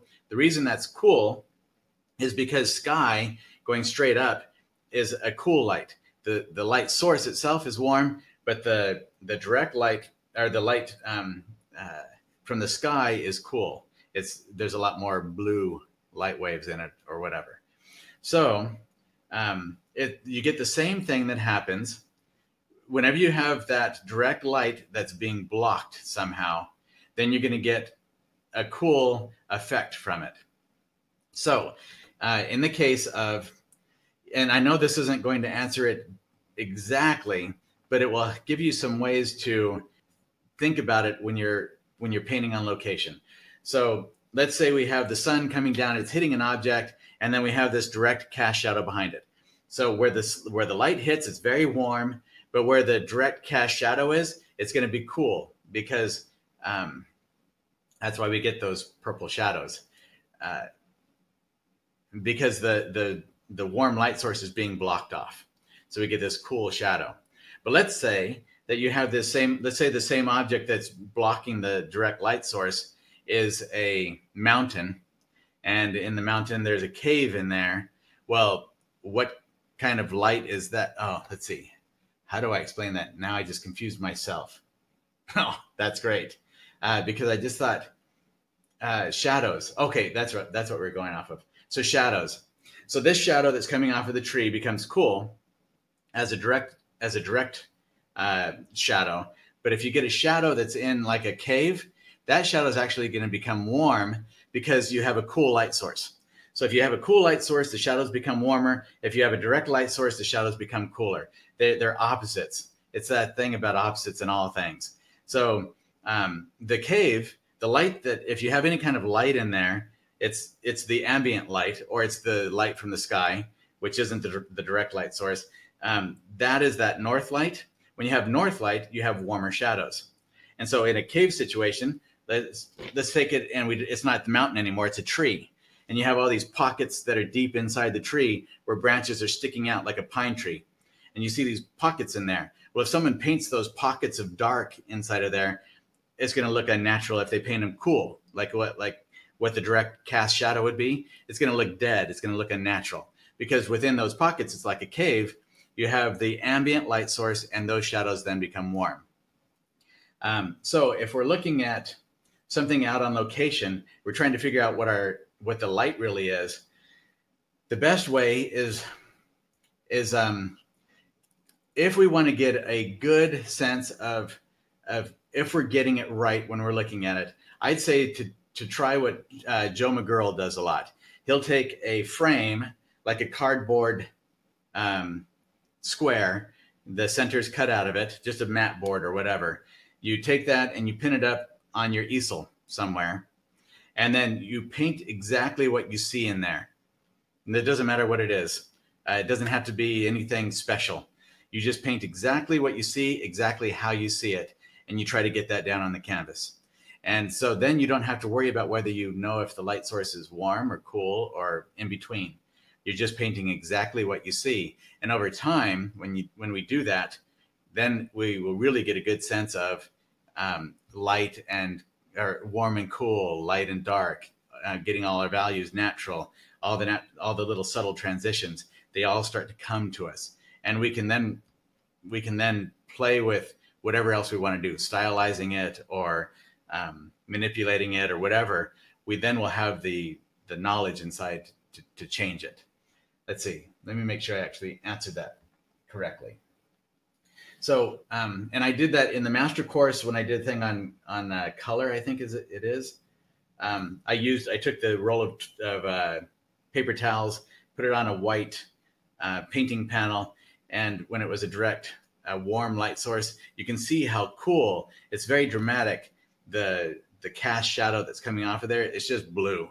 It's really dramatic how cool that shadow is. But if you get into where the roll of paper towels is, right here where the roll of paper towels is meeting that board, if you look at that, isn't that cool? It gets warm down under there because you're no longer getting the same light source. It's becoming an ambient light source more. And so that's where it can get a little bit, that's where it gets confusing for a lot of people when we just hear direct cast shadow, cool, on a warm day. Direct cast shadow on a cool day, warm. Okay, so I don't know, Natalie, if I know that I was way wordy on that, but it's so hard to get my mind to think of it in terms of words rather than paint. So hopefully that answers your question. Overall, it's just going to come with time. Okay, so that took me a long time to answer. Hey, as you jump into the slideshow again, for those who are members of the 6-week course, I'm going to post the link so that you can actually go to the video that he's referencing about color mastery, so that you can see what he was talking about as far as the rolls and the shadows. And then for those who aren't members, you are allowed to have one video out of the 6-week course just to see what the course is like. So I'll go ahead and post that for you guys as well. So both of those will be in the chat within the next few minutes. All right. Thank you, David. Great. So sorry that took so long, guys. That was so wordy. All right. let's go on. But I think it's really good to understand that, though. And so hopefully that will help you when you're out trying to figure that out. Slideshow. Oops, wrong one. Cancel. Whiteboard.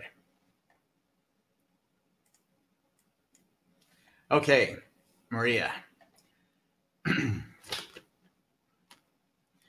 All righty. Let's see. So Maria, beautiful forest textures. Man, the way you got all this, oh, wrong color.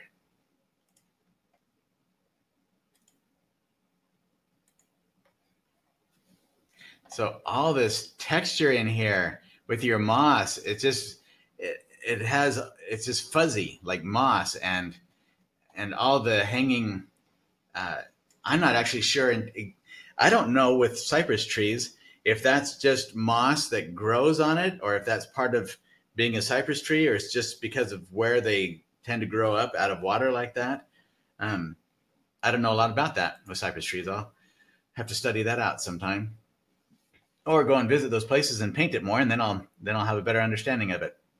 But just seeing all that moss just hanging off of those branches and limbs, you really got that effect in here. Great job. And then the light on the moss, it really draws the eye, that the dappled light coming down through everything. Very pretty. All through, like with these right here, up in here. You've done a great job with all of that. Okay, and then let's see. All right, so let's get to the circles so I can show you exactly what we focused on. So there was this area right here, primarily, and then let's see those, and that. Okay, I have to refresh my own mind on what we've done here. So same thing. So this reflection, you see the tree right here, but the reflection's over here. So it was just a matter of moving it over some. It's right there. So and softening it out a bit. You have this really pretty color in here in your tree, and then it's a little bit different in color down below. So it just made that a little bit softer there, and brought it over in front of the tree. And then you can see with the tree right here, it comes out like that. And so there's your shape. You can see how it's almost a little bit thick and bulbous right there. And I realized that in the photograph, you can see that because there are like 2 or 3 trees all grouped together in that one space. And one's curving, others are going straight up. And it really jumbles up right there. But the viewer can't tell that from here. And so even if that's in the photograph, it's not always the best for our paintings. So we just skinnied it up a bit so that the whole thing, as you can see now, the shape, it's all about the same from top here to down here, with maybe just widening out a little bit as it comes down below. And that way it doesn't distract, because from this is all so beautiful right here that I really don't want anyone to look so much at this when really there's not nearly as much activity, not nearly as much subtlety and transition. You don't have all the light dappling on it. So it's meant to be in the background just to give the sense of distance and depth, to move the viewer back into the painting, but not to have the viewer dwell there compared to the main tree right here. So by taking away that shape, then the viewer is more prone to look at this, because this isn't as dominant as it was. And then you can see right here, this is just kind of hard edged. Let's see. So it just brought it out a little bit. That's it. Just a little subtle change right there. Let's see. And what were okay, and then those right there. Let me make sure that I've got the right thing. Okay, it was just that you have the reflection there, or shadow, but the reflection, and then there was none on that one. It was just meant to make the two kind of harmonious with one another in that spot. And those are the, I think those are the real changes. Yep. You have really beautiful reflections down in here. All these colors like those right there, your oranges and greens that go through here with the leaves. Beautiful, really beautiful play of colors in your piece. So the little changes that we made were just subtle to help bring the emphasis back onto those things. And that's it. All right. Those are the main changes we made. Okay, great. Thank you very much, Maria. It's really pretty. All righty. And Natalie. So, okay, first of all, the beautiful vibrancy and painterly quality, I love it. I'm attracted to that kind of painting just because I like color and I like thick paint and that painterly quality that you have in there. You really did a great job of using harmonious colors all throughout here with the oranges and yellows and lavenders and blues. So just a lot of pretty stuff going on, and excellent use of your warm and cool colors. Like in here, you've got these warmer greens here, and then you have these cool greens in the shadows, and with just touches of red in them, of a type of a crimson or something in it. Excellent. You've got that, it creates that really vibrant quality like we talked about with Dan Maiduk's work, where you place the complementary color right next to another complementary color, but they're basically the same value. And so they just create a vibrancy in it that is dynamic. So beautiful. All right. So what stood out to me is that when I was looking at it, I'm so enamored with the color and I like the dramatic dark and light, but I could not, and it took me a while. I had to just sit here and look at it for a bit and try to think, what is it that is throwing me off with it? Because there's so much about it that I love that I couldn't tell what was, there was something that just felt a little bit out of harmony in there. And I determined that it's because this right here, it's like they're two different paintings demanding equal amounts of attention. And so I tried this. I cropped it down, Natalie, and that really did it. It's such this right here, there is so much in here to look at all by itself. And when it's with when you have it all together over here, I like this. There's just so much going on. It's got a lot of drama and movement and color. But this seemed like and I know that the tree now is right in the middle of the painting, but you have broken up the two sides of the painting. So this tree, it starts off a little bit over on this side, and then it moves over to the right side of the tree. So even though this is basically right in the center almost, the tree itself is moving from the left side to the right side. And you've got the way you have things over here on this side, they're very different from what you have on this side because you've got this big open space. So they help to balance each other out that way. So I think even though it's kind of centered, it works just because of the way you've got the rest of the elements working together. Okay, and then as you can see here, this is where I took and modified a few areas. So these reflections right here just felt very strong, and they almost come forward.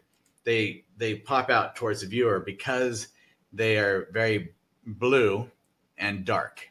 And even right here, this strong hard edge right there, where the green and that blue meet, that makes that even come out even stronger towards the viewer. So I just softened down some of that and brought some of this green over the top of it right there. So let's see, in the circles, you can see, okay, you also had this this blue shape here that's by itself. And all he did was tone it down a little bit from what we had in the original. So it's not quite so strong in the edges. Although, did it get in there? I don't know if that part got in there. I know there's something. Let me see. Oh yeah, there's a couple of little subtle movements in it. And I pulled some, that's what I did. And I also, so there's just a couple of little subtle things. I pulled some of the blue over, brought a little bit up into some of the other spots in the painting in these areas. So subtle that I almost missed it, that I even did it. Just to help bring some of that blue, because it's a really pretty color there, but it's so isolated, except for some of it that you have right there a bit. So just to help pull it up into some of the other places to help bring that harmony of it throughout the rest of the painting, and then some of it down into these areas too in the reflection and in those areas right there. Let's see. And yeah, same. Okay, so in this one, that was just very, I just heard a really strong wind. Sounds like something blew over. Hopefully we're okay outside. It's coming down. So everybody cross your fingers and toes. We don't lose connection here. Yeah, if we do, we'll get you. If we miss you today, we'll do it in December because it would be hard to get it through with Thanksgiving here in the Americas. But we will get you in. Don't worry, you won't miss your critique. We'll get you in the next one if need be. Okay, so with this part, it's just a very strongly hard-edged shape right there with the objects, and even right here. And that's very bright. So the hard edge and the brightness of it makes it a very strong shape that tends to come forward towards the viewer. So it's just a matter of pulling a little bit very subtly up into this to break that up a little bit. And the same thing coming down into this shape to break that up a little bit. Okay, and that was it. It's really a pretty, really pretty, Natalie. I love it. Okay, next. Okay, Rick. Rick, and we only have 3 left. So no, we don't. We do. Okay, so we only have 3 left. Okay, Rick. Rick, beautiful, strong color, very bold. It's that same, we've talked about yours before. This one really has a feeling of a Wolf Kahn kind of thing with it. I'm a fan of Wolf Kahn's work. And then the composition, great use of your space. You reversed. So like this one right here, I love this. You reversed this so that it's actually flowing into the painting this way rather than out like it is in the photograph. Excellent job. And then, so we've got this one here, that's the dominant, out here in the plane this direction. And then you moved everything back this way. So I love that. Great use of space and composition of design. And okay, so the things that stood out to me were these right here. I love the color, but they're so strong that they keep pulling me back down to them. And yet there's so much that with the warm and cool, the cool greens, the warm oranges and reds in here, that's what I want to look at. The orange that you have over here, but these are so strong in contrast and change of color temperature between that cool lavender. It's a warmer lavender, but it's still cool in comparison with the yellow that's around it. And because those are 2 harmonious colors, so I can understand why you put them in there, because you're working a lot with color harmony with reds and greens, bluish lavender, bluish purple lavenders, the oranges and oranges and yellows. So I like that, but I just felt like they needed to be toned down a little bit. So tried to keep some of that lavender in there, but make it so that they kind of fade into the water rather than sitting up like dark spots on top of the water. And then I like how you have reversed things. So you have these really strong oranges, and then down here you've got these cool greens as a reflection. And I thought that is a great juxtaposition. You've changed roles here. So you've taken the warm up on top and reversed it into the reflection. So I thought same thing, you did that here with this, with the cool, and then the warm reversal. But when you did it over here, you had this cooler right here. So all I did was take what you've done with that and move some of that, because you got all this orange up in here, just move some of that cool green more down into this area, the same way that you did over here. And then when we get to the tops of your trees, it's what we've talked about with some of the others. So this looks like it's a bunch of foliage that's attached or somehow associated with these trees right here. But because these tree trunks are all on top of it, and pushes it back into the distance. And then it leaves all of your tree trunks, all of these here are just barren and very stark against all this activity in the background. And right here, you've got all these really fun leaves and branches back here, but they feel like if they're attached to this trunk right here, then they're attached all on the sides, nothing on the front, probably nothing on the back, because it's all on the sides. So I just moved some foliage around, moved some of this stuff in here over onto the top of the trunks right there. And the same thing I darkened up, brought in a little bit stronger shadows and just stronger darks with it, so it didn't fade so much into the background, so that it felt like it belongs to this tree right here. When you had this just ending like a nub, as if the tree had died or broken off right there, that becomes a point of look at me situation. So rather than when there's really nothing else going on right here other than, it's part of the overall composition or scene that you have going on, I thought it might be nice to just kind of soften out that ending of it so it transitions into the rest of the foliage.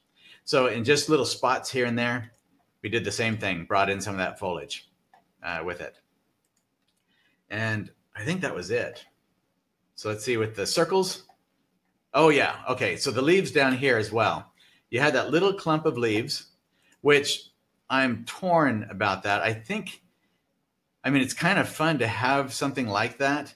It's like a dichotomous object in there or something. So it can be fun, but it can also say, since there's nothing else like it in the painting, why is it there? What is he trying to tell me about it? And it can make the viewer really think a lot about that. And then they might not notice as well how much beautiful subtlety and what you've done with the harmonious color changes in here. So I did soften it down, as you can see. Just brought in some of the colors that you already have in here, the warmer yellows, soften this one down so that it blends more with the tree right here. Or sorry, soften that one down. You couldn't see what I was pointing at. Soften that leaf down so that it's still there. You can see it, but it doesn't demand quite so much attention. It feels a little bit more in harmony with other parts of your painting. And then we've talked about that. Oh, I did bring in a little bit stronger value and color into this one, because in the original, it felt like it was kind of fading back into all of this that you have, all the stuff that you have back in here. It's almost as if it was the invisible tree. It's starting to come back, but it's really not all there yet. So it just brought in a little bit of strengthening to that, just slightly on some of the edges, so that it gives it a little bit more substance to bring it forward to the viewer again. And okay, so the same thing. All of these circles down here are just those changes to the reflections that help those transitions. All right, excellent job, Rick. Beautiful piece. Very vibrant. I love that. Very bold. Okay, Ricky. So Rick and Ricky. All right. And if you can tell today, in today's webinar, it's a little different. We did things in alphabetical order according to your first name. So that's why they're following like that. All right. So Ricky, we have very open. The viewer can move through easily. I love that back here. You've got that horizon line nice and firmly established back there. You didn't put the horizon line right in the middle of the painting. Excellent. I like that because we really can move. There's so much distance that we can go back into. It invites the viewer to travel back into it. And then the beautiful reflections with the oranges and the lavenders, all that mixture of colors in here. So now the thing that's the main thing that stood out to us, and when I say things, hopefully all of you understand that. We came up with the term, your trees right here look like, they almost remind us of those Imperial, the Star Wars Imperial, I've been talking too long. The Imperial walkers that you see, and they walk slowly, they have 4 legs, and they move in down because your edges are so geometric in shape. So you've got a lot of really nice transition. I love the moss on here. Very pretty color and changes in tone throughout those. And then you have these really strong, and I know cypress can do that. They can get that kind of geometric shape sometimes, but both of them are right here and they're right together on the same plane. And so it just gives that idea, because if you notice, you have that Y right here. They're both the same there. You got the triangled shape right here, same triangled shape right here. So changing that up a little bit helps then to take the emphasis so that we can have a different emphasis on one object compared to another. If we have the same emphasis on both objects, then the viewer is still in that tennis match again, or ping pong match. We don't know which side to look at, and we go back and forth a lot. So all I did was I took and moved this one back into the distance so that we can step back again into the painting rather than having them both there. And that gives us, it's called a hierarchy of scale. And part of that is the distance, and part of it is the size. Well, hierarchy of scale. This is hierarchy of positioning, but also scale, because this one is a bigger clump of tree. And so if we place it farther off in the distance, then intuitively or subconsciously, we know that it's actually farther away from us, even though it's just as big or bigger than what we have here. We know it's farther away, so that makes it smaller in our minds. If we have that same one way up here, it takes on even bigger proportions. Actually, I didn't say that very well, but anyway. Okay, let's see. So, and then just brought the shadow down, or the reflection, sorry, down into here, and broke up. Okay, let's see. So, right here, these lines here. Oh yeah, there's a tangent right here that we broke up, and then where your tree. Okay, and then pulling these off the side. So those are all the things we're going to concentrate on as we go back. So you can see some of these, like these are very strong in value. So just tone those down some. These didn't really have any reflections. So it just put in really slight, subtle reflections there, just to give it the congruency with the rest of the piece. And then with this right here, you can see that I took the color that you have in the rest of your trees here, that gray, softened this down so it wasn't as dark in value, and then darkened the edge of this tree right here so that it pulls this tree here towards the viewer and separates it from the tree back here so that that tree can then go off into the distance. Because in the original, we get confused right there. This is so dark and this is so dark, we don't know where the two are kind of matching up and which one is forward and which one is back. So just having something to change that out helps.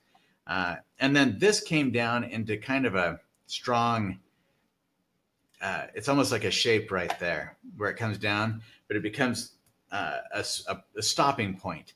This right here becomes a depression that causes us to stop there.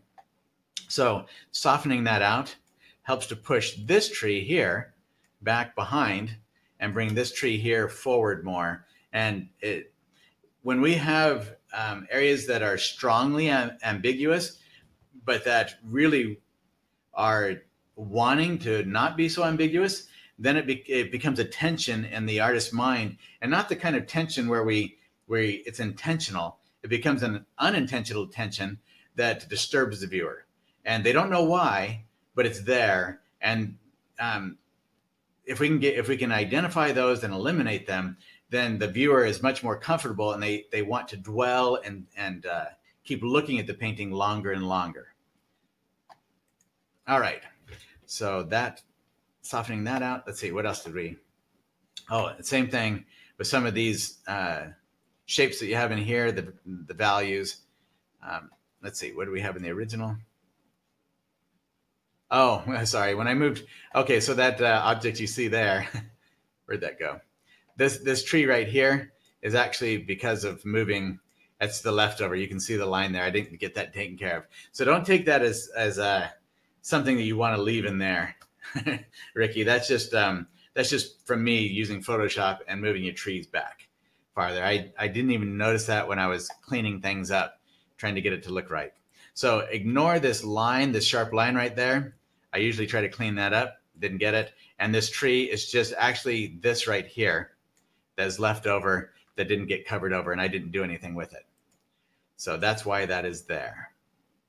Okay, let's see. And I think that's, I did that in a few places too, with softening out some of the harder areas of moss that you have. But otherwise, you have so much that's really pretty in here that if just doing some of those subtle things can really help the viewer move through and feel very comfortable in the setting. Okay, so last but not least, we have Spike.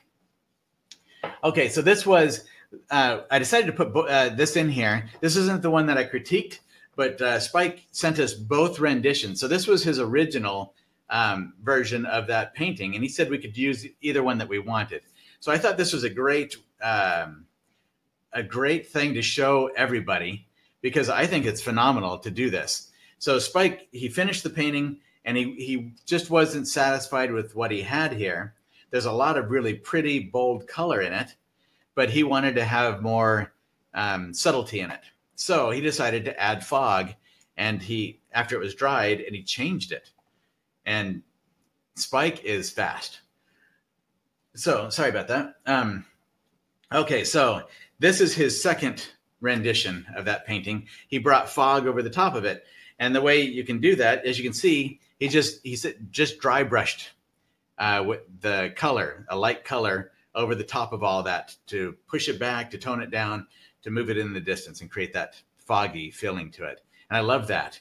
What a great exercise. You can see how dramatically different a scene can be depending on how we approach it. And really that's only limited by our imagination. So love the misty, foggy atmosphere in here, and the fun filtering light and color that you have all through here, Spike. Really pretty. Okay, so a couple of things that I noticed. This right here, to me, it's like a bowl shape first, right here as it comes around. And it kind of cuts off. It makes the bottom of the painting to where there's a lot of ambiguity, like we just talked about. I don't know what this is. If that's land, like there's a beach right there and the water suddenly stops there. And the reason I don't know is because you have this stuff on here that looks like reflection, or the ripples in the water, but it's on what looks like land. And so it looks also like it could be, you have the marsh grasses that are in here. So this is still water down here. And we've got some of those reflections or those ripples going through the marsh grasses. But it's such a change between the color that you have in the water here and the color that you have down here that I didn't know which one was which. The bush that you have over here, it kind of stops abruptly. You have the whole bottom edge right here that really doesn't have anything to it. So it's the same as we've talked about with some of the others. Just pull that down into other spots. The The trees right here are so dramatically brilliant in color that they just come right out at the viewer, and they feel a little bit out of sync with what you have in the rest of the painting. And the same thing with the green reflection that you have down here. I like, as you saw in Rick's piece, when we can have changes like that in reflections and some of the fun stuff we can do with that. It just didn't quite feel in harmony with what you have in the rest of your painting. So I softened out. I took the colors. Really, all I did is I took the colors you had here, like you did with the way you put it in the fog, and I just created a glaze and glazed over the top of the color here, so that this one is less. The values are toned down. They're not as dark and not as light as what you have in this tree, so that it pushes it back even a little bit farther, especially down here at the base of it, so that those strong shadows or strong dark colors that you had, dark values, sorry, that you had in here are softened a bit, and push that back some. And then it starts to go back, and then we feel even more so as if the fog gets more and more as we go back in there. And with the reflection, I just took the color that you had here and put it in there. So it feels like it, because all the other areas in your painting have more of that kind of feeling to it. It seemed to feel more harmonious with what else you had in there. Pulled of course, the bush down here, just pulled areas of that bush down below and off, and then brought some of the color that you have in the water, some of the lavenders and like down in here, some of the colors in here down into these spots, just to help bring those together a bit. And part of the way that you could also help those to fill, if it is water all through here and it's just kind of a marshy area, is to take this line. You have two very strong ripples of water there that are catching light.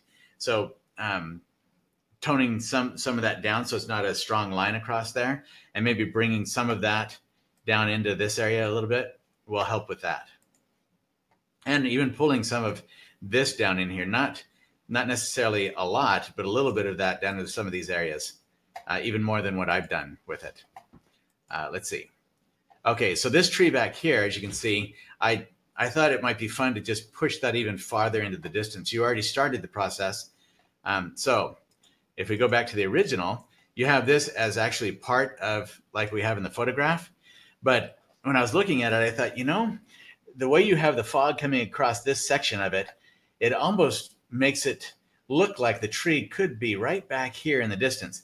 I thought, wouldn't that be kind of fun to have it back there, because then it creates even greater depth and helps the viewer to move farther back into the piece. So that's what we did. We just strengthened the feeling that that's where it ends in the water, and that the rest of it is just reflection down here, and really softened out that reflection. Let's see, what else did we cover here? Okay, this area right here, what did I do that? And from the original. It was just, there's a lot of, it kind of clumps up right there. And I wasn't sure what all that was, but it becomes then a shape that becomes important for the viewer to look at. So just breaking up that shape a little bit is all I did. Just separating out some of the elements, some. And I think that might be it, Spike. I think probably just brought in a little bit more color into your reflection there. Is that right? Yep. Just brought some of your color, just brought it down farther into here, into the water to move it down more. And that's it, Spike. So beautiful piece, beautiful painting. That's all the critiques for today. Yeah, but we have a lot of questions. We have a couple of questions from the members that have been watching. So I thought that might be easier to answer those, and then okay, you can go to the ones that were emailed in. Is that all right? Yeah, that's great. Okay. So earlier, pardon? Do you want me? Oh no, you go ahead and tell me what they are. It'd be easier than me looking through. Yeah, take off the whiteboard. Yeah, you take out whiteboard, and I'll wait till you're ready, because there we go. I know how an artist thinks. Could you hold on? I've been drinking a lot of tea. Sorry. So I'll be right back. Yeah, 2 hours is usually about my limit. 3 Okay. hours. So All right. then discuss whatever, if you've come up with the date yet. Oh yeah, let's look at the poll here. Go ahead. We'll look at the poll. The poll has 48% on the 30th of December and 52% on the 16th of December. So the 16th of December looks like, unless something weird happens in the next few minutes, looks like will be our next webinar. And that is an all-out critique. So that means that you can submit whatever you want, whatever you're feeling like you're needing some guidance on, or maybe getting ready for a show or something. We already have a little under half of it filled, so don't wait too long to submit something for that one, especially if we're doing it that early in the month on the 16th. So, and then once he comes back, we'll get Jane's question and then up to Tulasi. Is that how we say your name? Huh? Tulsi? Okay. So Jane asked earlier, you talk about your brushes and your presentations, and it would be great to hear some more, as well as about canvases, their preparation, and perhaps a word on framing. Thanks. And I think you also have a question that was emailed in about preparing canvases. So, okay. I think we also have a blog on a lot of this, don't we? I do have a supplies blog. So I don't know how many of you are, sometimes like Michael Schlee, who does a lot with us. He's basically, he has it, I think, perfected here.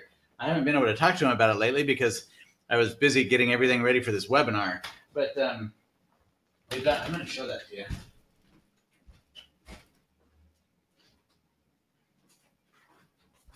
Okay, so this all started out with me asking if he could create a palette for me, and here it is. So this palette was designed to work on a French easel, but then I started talking to him, and so here's it's magnets. This is designed to also work with an easel now, or with a tripod. Sorry, with like a photographer's tripod. He's been really going at it with a lot of different experiments to figure out how to get it so that we can use this for both a French easel and a tripod, and we think we have it figured out. I haven't had a chance to drill the hole here to attach it, but this is it, and it's such a great palette. And so mine isn't exactly the way others would be, because he's been doing so many different renditions trying to get it right so that it will work with it. But he told me not too long ago, he didn't even realize we had a blog. So some of you might not realize we have a blog. And we have, if you go to the home page where you see your logins, you'll also see one of those buttons up above that says blog. We have on there a supplies list of the supplies that I use. And I will update that periodically if I change things. So like when I first created the master course, I had read Stapleton Kearns. It just happened that I just read about it and was trying it out when I created that course, the BIN Zinsser primer. And he had said that he was using that kind of primer. So I thought I would try it out. But it's the reason back in the 90s, I stopped using oil primers because the fumes are toxic. And so I have to wear a gas mask, and I don't like to wear, I don't like anything toxic in my studio as much as possible. So that's why, and then I read a conservator who talked about acrylic gesso. So when it comes to he said acrylic gesso back in the 90s, an art conservator said it was superior to oil priming or lead priming because when we prime because that's what I used to use, and I would have to use rabbit skin glue as to seal off the canvas before I put an oil primer down, because the oil primer will deteriorate the canvas. But with rabbit skin glue, it's never permanent. If it gets wet, that rabbit skin glue will melt and dissolve away. It does not dry hard like concrete or something. Even concrete absorbs water. But so it's not actually. Some paintings have lasted forever, but a lot of them don't. And canvas itself, no matter how tight you get that canvas, it's going to have fluctuation in it. So you're going to eventually over time get cracking, and depending on how thick you are and other conditions will depend on how much cracking you have. And then reading about their oil colors, boy, it can get really complicated. So like Richard Schmid, Daniel Gerhardt, they use the Lafranc zinc white. Well, reading up on zinc white, the zinc is actually, it becomes very brittle in a matter of like 2 to 7 years, very brittle, and it can crack and completely fall off. Richard Schmid and Dan Gerhardt haven't seemed to have had any problems with it, but it's something to think about. So with all of our materials, it's good to experiment and try things out because we just don't know. Most professional artists, we trust the manufacturers of art materials. And if they say that it's going to last a long time, they've done research on it, then we trust that. It's hard to find information otherwise. But when I was creating the course, I did a whole ton of in-depth research that I had not done before because I was pretty content with the materials I was using. I'd gotten down to not so much, once in a while I'd read something about whether it was more conservationally sound or not, but I wasn't nearly as concerned about that because I was using all professional quality materials as I was about how the characteristics of it actually affected my painting and the way it looked. So like Liquin, a lot of artists use Liquin. I stopped using it in the 90s. I used it for only a short time because it tends to dull the color. It's and I put in the master course, I probably over exaggerated it a bit, but I think of it in terms of looking through a window. You see all these colors through the window. You look through a nice clear window and you can see the colors vibrantly. You put Liquin on there, it's like looking through a dusty window. There's just a little bit of it knocks down a little bit of the vibrancy of the color and the value. So I stopped using it for that reason. And it just seemed like kind of a nuisance. So now I don't use any mediums except for walnut oil, and I only use a little bit of it. About 5 years ago and through most of my career, I did use, and this is part of the questions. So with materials, I'm just going to kind of cover a lot of it as quickly as I can. So I did use Gamsol for most of my career for mineral spirits for doing my washes, the initial wash block in, because it's fast, it dries quick, and it's fairly transparent. So we can get some really nice transparent effects with it. The problem with using Gamsol or any mineral spirits is that it dries more matte in tone. And in order to bring back the fresh look of the color, we have to put a varnish on it. And since I ship my paintings out usually within weeks, not months or years, I don't varnish my paintings. And so that wasn't working out too well. And it was always a frustration for me. I started buying this spray called Quick Dry Spray because it brought back some of that look. And I could spray it on there even when it was still wet. I could spray on quickly. And then it also helped it to dry more quickly. I could get it out to the galleries more quickly. So I was using that, but it is not the same as putting on a varnish. And one of the questions was, if I use a varnish, what kind? I like gloss varnish. If I put a varnish on there, because I want to bring back what I'm after with my paintings is what it looked like when I was actually painting it. I don't want it to dry out and the darks to look lighter or more matte. I don't want any of the colors to lose their vibrancy. I want it to look like it did when I first put the paint on the painting.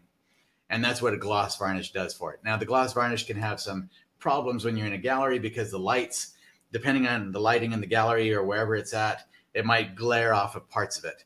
But for me, that's a small consideration compared with the overall having it look like it originally did.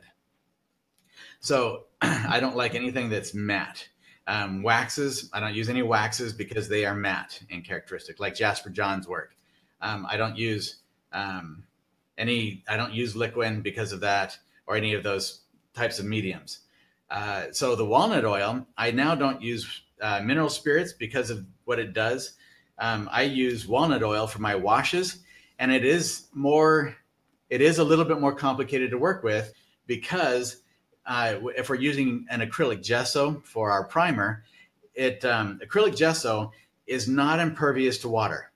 If you took a wood panel, and I use wood panels because of it's just a lot. I like the surface of a wood panel.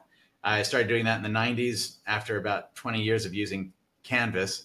And I really just I used it a little bit at a time, got to where I just loved wood panels. And I've gone through different types of wood panels. Now I use the medium density fiberboard. It's not actually medium density, but they call it that. If you go to Home Depot, that's the place I found the best, most stable medium density fiberboard so far.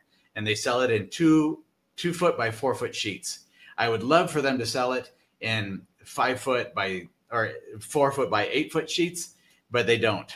And you have to special order that. And when I have special ordered the larger pieces, it's usually not as stable. It tends to warp more. It's not manufactured the same. So that is the best. I've gone to Menards, Lowe's, Home Depot, Ace Hardware, and those 2x4 sheets at Home Depot are the best I've found. I've been using them for almost 20 years. Let's see. So when it comes to acrylic gessos, they're not impervious to water. You can put on several coats, 3, 4, 5 coats, and it's still, plastic is porous. It has little minuscule holes in it. And that, especially when you only have a couple of coats of the acrylic gesso, the water will get through it. So it's, as far as archival goes, if our paintings get wet, the wood is probably, especially MDF. MDF is terrible in water. If it gets wet, it swells and buckles and falls apart. If it's sealed off, it's great. And so paintings are supposed to be kept out of the weather anyway. But so acrylic gesso, the reason why we can paint on it with oil paints is because of those little holes. Oil to oil creates a chemical bond. They chemically fuse together. So if we take like a glaze of walnut oil on top of dried paint, eventually that oil is going to chemically fuse with the oil that's underneath, and they bond together that way. It's a great, very strong bond. If we take something like, the reason they talk about fat over lean is that oil paint dries slowly. And if we have a thin, very thin layer on top of that thick layer of paint, sometimes the thinner layer dries more quickly. And if the underlayer dries more slowly, the dry rate can cause some problems as far as shrinkage or whatever, and it ends up cracking or something like that, or it just falls off altogether. If we use, let's say we tried to use mineral spirits, a wash on top of existing oil paint, that's not going to work at all, because the mineral spirits actually dilutes the binder, the thing that actually causes the pigment to stick together. And so putting that on top of oil paint that already exists means that you've just got this powder that's just going to flake off of there. If we use too much mineral spirits, it really dilutes a lot of the binder. And then we have to do something to seal that. Otherwise, some of that can end up coming off pretty easily. It's the oil that creates the hard casing around the pigment that protects it. That's the protection for the paint. So with acrylic paint, those little holes, those little tiny microscopic minuscule holes in the acrylic that we can't see, that's what the oil is binding to. And it gets in there and it mechanically binds to it. And that's how it holds on. Well, if we don't have, if we use too much walnut oil right in the beginning with our, it's too much. It oversaturates the acrylic, all those little holes, and then it beads up on the acrylic, and that's why it doesn't work well. So when I'm doing my initial washes, I'm just using a little bit of walnut oil. I'm talking like I dip the tip of my brush in there until I just keep doing that a little at a time until I get enough fluidity with my paint that I can wash it around more easily. Otherwise, I'm using straight paint. I don't use anything. I don't use any walnut oil at all. If I come to a point where I want a little bit more fluidity in a certain area, like I want to make a line that flows easily rather than more of a dry brush kind of technique, then I'll add a little bit of walnut oil to my paint just to get that fluidity, but I don't add a lot. So now I just found another, we were talking about the Zinsser primer, and we've talked about acrylic primers. I'm now using what's called the ECOS, ECOS Passivating Primer, and I love it. So it's a little bit, it's not slick, so it has some tooth to it, which is actually excellent when it comes to painting with oil paints on top of it. But it also means that if you're wanting a really, kind of a slick, when I think about lead primed linen, which I have a roll of it in my back tool room, it's a little bit slick. So you have to get used to it to use it. It's nice because when you want to wipe something off with a paper towel, it comes off fairly readily. And so when it comes to like the passivating primer, if you try to wipe something off, you're probably going to have to add a little bit of walnut oil onto the paper towel to really help to wipe it down to the white again. But you can get down to the white, and that's all that matters. It's not like I have used some panels with the true traditional gesso, where it's it has plaster in it, and that's really absorbent. When you put a wash down, it is not going to come off of there again. It has absorbed into it, and you can scrub all you want, but you're going to have to scrape the plaster off to get to where you can get rid of that wash. That's not the way it is with the passivating primer or with acrylic gesso. It's just not quite so easy to get rid of as it is with the lead primer that a lot of people like Richard Schmid uses, and a lot of other artists like. So I've used those. I just didn't prefer them. I prefer the acrylic, and I prefer like this new passivating primer. Oh, what was that? Oh, sorry, my chair squeaked. Oh, okay. I was just ready for the next question when you're done. Okay, I'm almost done, I think. So with the materials, what I'm looking for is I want to make sure that I don't use house paint from the store, because that has so many adulterants in it that it causes deterioration and yellowing and rotting down the line. That's why Jackson Pollock paintings, they're falling apart. He used the house paint, and most of that stuff is only rated for 25, 30 years. It really doesn't, even if it's not outdoors, it's not supposed to last much longer than that. The bind just starts to break apart, and it doesn't hold. Just because it's breaking down behind the scenes, all those adulterants in it. The ECOS Passivating Primer is completely non-toxic. You can breathe the fumes. There are no fumes. It's water washable, easy stuff to work with. And it goes on in one coat, really, maybe two. If you're starting with bare wood, you might have to do 2 coats, but it's meant to be 1 coat, and it is amazing stuff. It's very white, and it's as archival as I've found as far as materials go. The Louvre Museum uses it. I called the company, and they talked about it, and they said that the Louvre Museum has been using it for more than 30 years and have had excellent results. So I would recommend that as a primer, as far as I know right now, the best of my knowledge. And I really like the surface of it when I paint on it. Seal all of the edges, the back, the front, and all of the edges when you're using MDF boards, because that wood, if it gets moisture, it's toast. You don't want it to get wet. And besides that, it has formaldehyde in it, which actually is a VOC. It leaches out into our air. So when we seal it with this ECOS Passivating Primer, it actually seals all that in. It can no longer get out. Nothing can get in, and nothing can get out of that stuff. But you can paint on it beautifully. Let's see. Does that sound like I covered it? Yeah, I think you did a great job with that. Thank you. And as the person who did put the primer on the last batch of boards, it did take me 2 coats, but they were easy to put on, so I didn't complain too much. Oh, that's good. So, okay, and then our next question from the webinar is from Tulsi. Thank you for telling me how to say it. 1 second, because this goes along with what we just said. I do not sand my boards. One of the questions was, do I sand them to give them more tooth? No, they don't need more tooth. The primer itself already has enough tooth. I do not sand them. I don't like to sand anything because of the dust, same thing. But I don't need to. It doesn't require it. Okay, go What are your best tips for avoiding muddy colors when doing alla prima painting?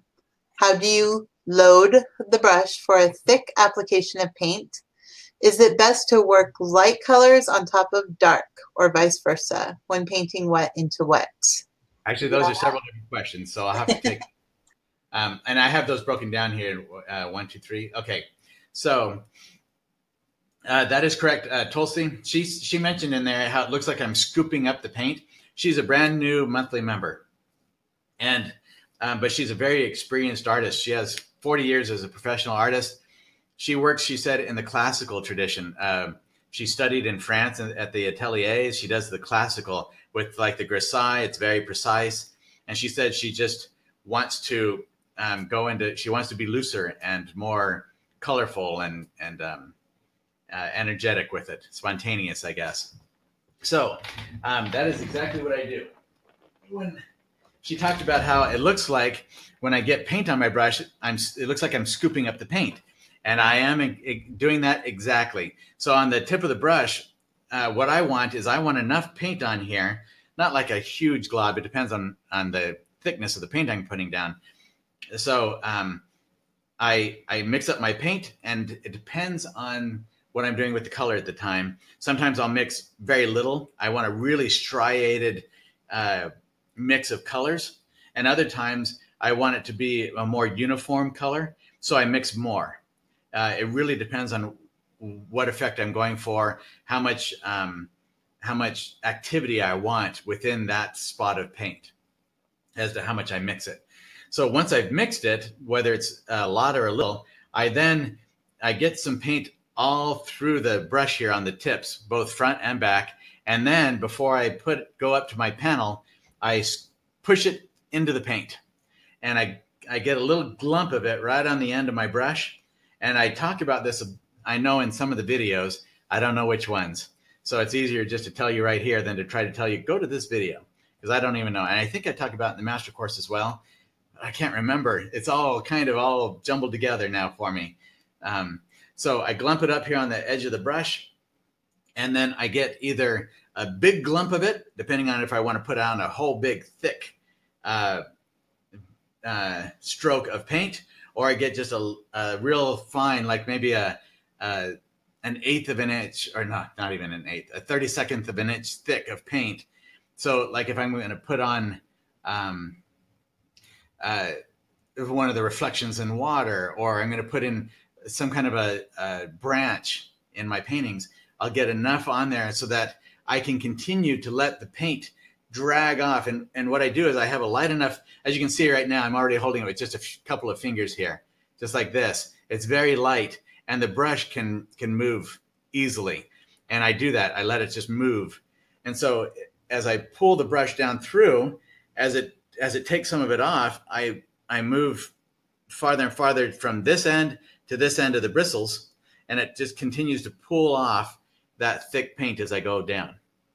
And I get that line of textured paint, if that's what I'm going for. So yep, each time I'm going in and I'm pushing it through. And really that's one of those, it's just time, just doing it over and over until it becomes second nature. I don't even have to think about it anymore. I just know instinctively to do that, and how much to do it, how much paint I want to get on it. And then when I get up to the canvas or the panel, if I put it down and not enough paint comes off of there, then I go, oh, I didn't get enough. And then I go and push it through again. And sometimes it's because I don't have actually enough paint in my pile of paint. I've used it up too much. So I have to go back in there and mix up even more of that particular mixture so I can get enough paint to do that. Because I don't want, when I'm doing that, one of the things that I thought about here recently when I was actually doing this video that's coming up is I don't want to push hard enough that when I push it, I have to push harder to get paint on there. So if I'm going for a thin line and it doesn't come off of my brush easily when I do it, because with my light pressure, well, the natural tendency is to think, oh, I need to push a little harder so I can really get that paint off of there. But if I push harder, then I've disrupted the edge of my brush. I've changed the shape of my brush and widened it out. So I'm not going to get that little thin line. I'm going to get thicker line than what I was going for. So it's not about increasing the pressure of the stroke. It's about putting enough paint on there that when I gently glide it down the panel, it just pulls that paint right off as I move along. And that is just a matter of doing it over and over again until you get a feeling for how it's going to work for you. And that's what I've done. So that was part of the question. And then the avoiding muddy colors.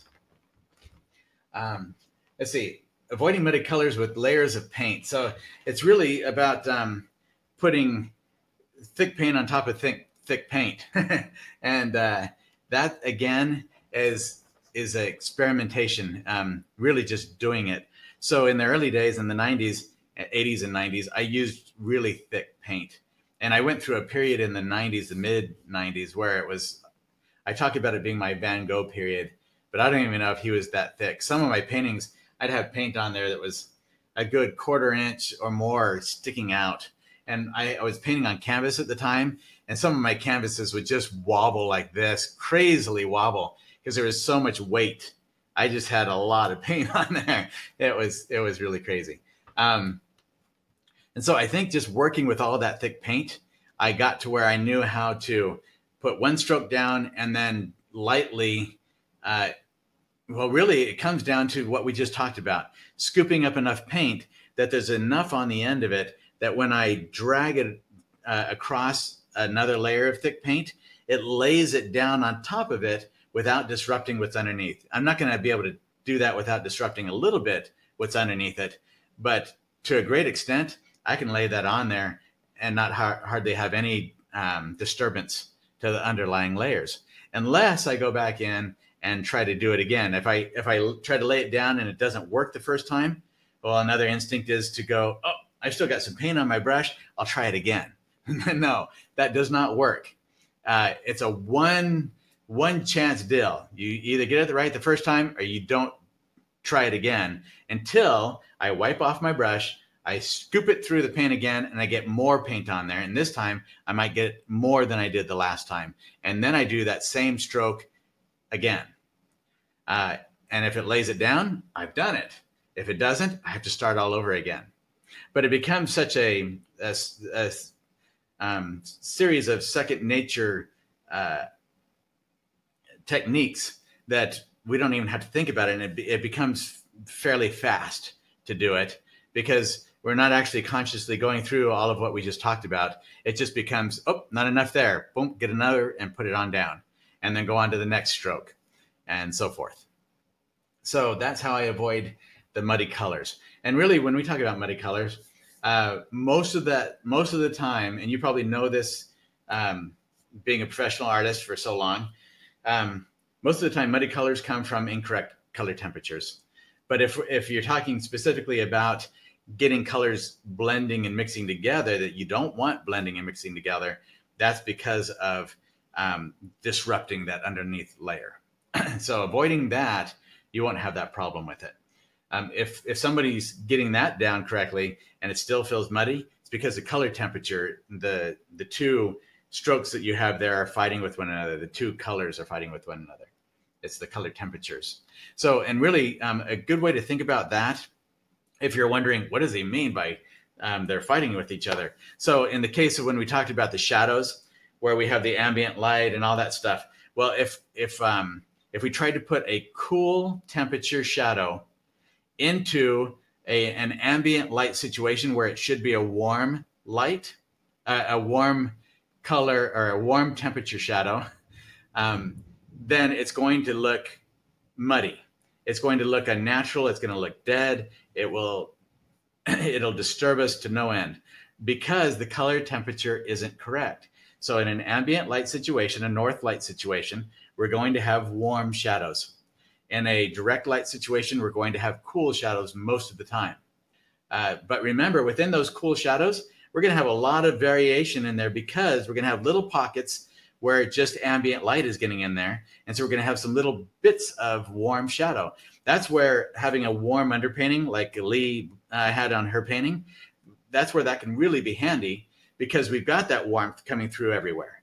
And so warm works in a lot more situations than cool does. Yes. Any more?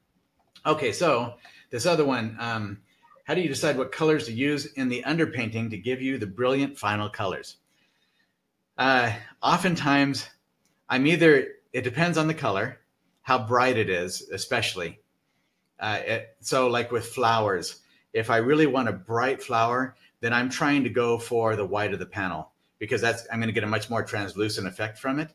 If I'm in a landscape and I'm thinking of like a bunch of pine trees or something like that, where you have a lot of dark colors, a lot of green, then in that case, I'm going for the complement. I'm going for a reddish color, because I was taught, and this was somebody who taught color theory at Art Center in Pasadena. This lady was brilliant. She's no longer alive, and I cannot find her stuff anywhere. But fortunately, my professor studied with her. He had a really comprehensive workshop with her. It was like for a summer. And in that, they talked about colors in nature. So when we see green in nature, we know, our brain knows that the complement to that color is there somewhere. There's a principle of I don't know, it's the laws of the universe, principles of the universe. There's a principle of opposites. There's opposites in all things. And when we talk about harmony and colors, we're talking about their opposites. So if we see green, we know that the opposite is there, which is red on the color wheel. If we see yellow, we know that purple is there somewhere. Orange, we know blue's there. All those things mixed together. And they're not just, it's not like necessarily the colors you see obvious on a color wheel. There's a lot of really subtle variation, differences in values, all of that go into play too. Some of those colors are grayed down. So there's a lot of variation. It's not just a hard and fast, simple thing that we're talking about. But in overall terms, if I know that I'm going to be dealing with this particular type of green, then I might know that this kind of red is going to be harmonious with that if it's the right value and it's the right grayed down version of it or whatever I need to be. Then I'm going to try to use that as my underpainting color. And that's why when we're painting a landscape where we have a lot of greens, the warm burnt umber kind of underpainting works so well because it is reddish. It's a reddish brown. It works really well with most of the greens that we work with in a landscape. That's why it's kind of it's a fallback for a lot of landscape painters to use that, to just go ahead and tone all of their canvases that way. Now, with a lot of scenes that I do, like with the one that we just did, there's a lot of bright areas and colors that I want to get, that I want the white of the panel to come through. So I don't use an underpainting in those situations. I just go and paint straight on with the color. When I did the river painting for the plein air course, I started with just a white board and I did each section separately. I didn't do an overall tone to it. Sometimes it can save us a lot of time, especially when we're out on location. But it's not a natural instinct for me because I'm usually thinking in terms of my overall shapes, the different colors. And if there's several different types of colors, then I'm thinking more in terms of them individually than I am collectively. And that's why I didn't tone my canvas or my board at that time. But if there's an overall color harmony, like greens, then I'm probably going to tone my canvas with an overall color like the reddish brown. Let's see. All right. Thank you. Great. And before you get to those, there's just a couple more. Somebody wanted to know if they could submit a still life for the All Out critique. And then also someone is interested in Michael's palettes and easels, wondering when they'll be available. So if you want to touch those real quick, and then whatever questions we get answered before our electricity gets knocked out. All right, sounds good. So also, I did post on the chat the blog addresses for paintbrushes and your supplies list. Ah, super. Thank you. Okay, so when it comes to what you can submit for critique, you can submit anything really, but just keep in mind that when I was in college, I had several years of figure drawing. I had a whole semester of just drawing the head right here from models. This is all from life. I had like 5 years of figure drawing from life. I had illustration classes where we drew the figure. I had an animate. It was a fashion design for the figure class where we took from the model, we drew the model, and then we distorted it to match what you would see in a fashion magazine, where you gently elongate the neck, you elongate the arms and the legs, so they seem more sophisticated or whatever. So I've had all of that training, but I don't do that for the most part. Like I said earlier, I got that plein air award for best figure in a landscape. I just happened to get a commission piece. A woman who was engaged for a wedding present, she wanted me to do a big 30 by 40 inch painting. She wanted to do a family portrait. I said, you know what? I really don't do that. I do landscapes and flowers. And that's what I really focus on. That's where my attention is. And even if my training is in all the areas, this is where I focus. And so we took her soon-to-be stepson and his golden retriever out to the park, and we got him in the park with the son and the golden retriever, and that's where that came from. Otherwise, I don't really do much with that anymore, to the chagrin of my wife, who I was supposed to do portraits of all of our children over the years, and I did not do well with that either. So when I'm critiquing something like, if you send in a portrait piece, I can critique just because of, and remember, this training was 30 years ago. So I can critique it based on my understanding of anatomy and all of that. But when it comes to the subtleties, the things that people pick up when they're doing it on a daily basis, I don't have that. And so I'm not going to be as effective with those as I am with the things that I'm really focused on, which is landscapes and florals. Now, landscapes, I do a whole lot of different types of landscapes. When they asked about the waterfalls, mountains, yeah, I do all of that stuff. Wherever I am, I go outside and I paint on location.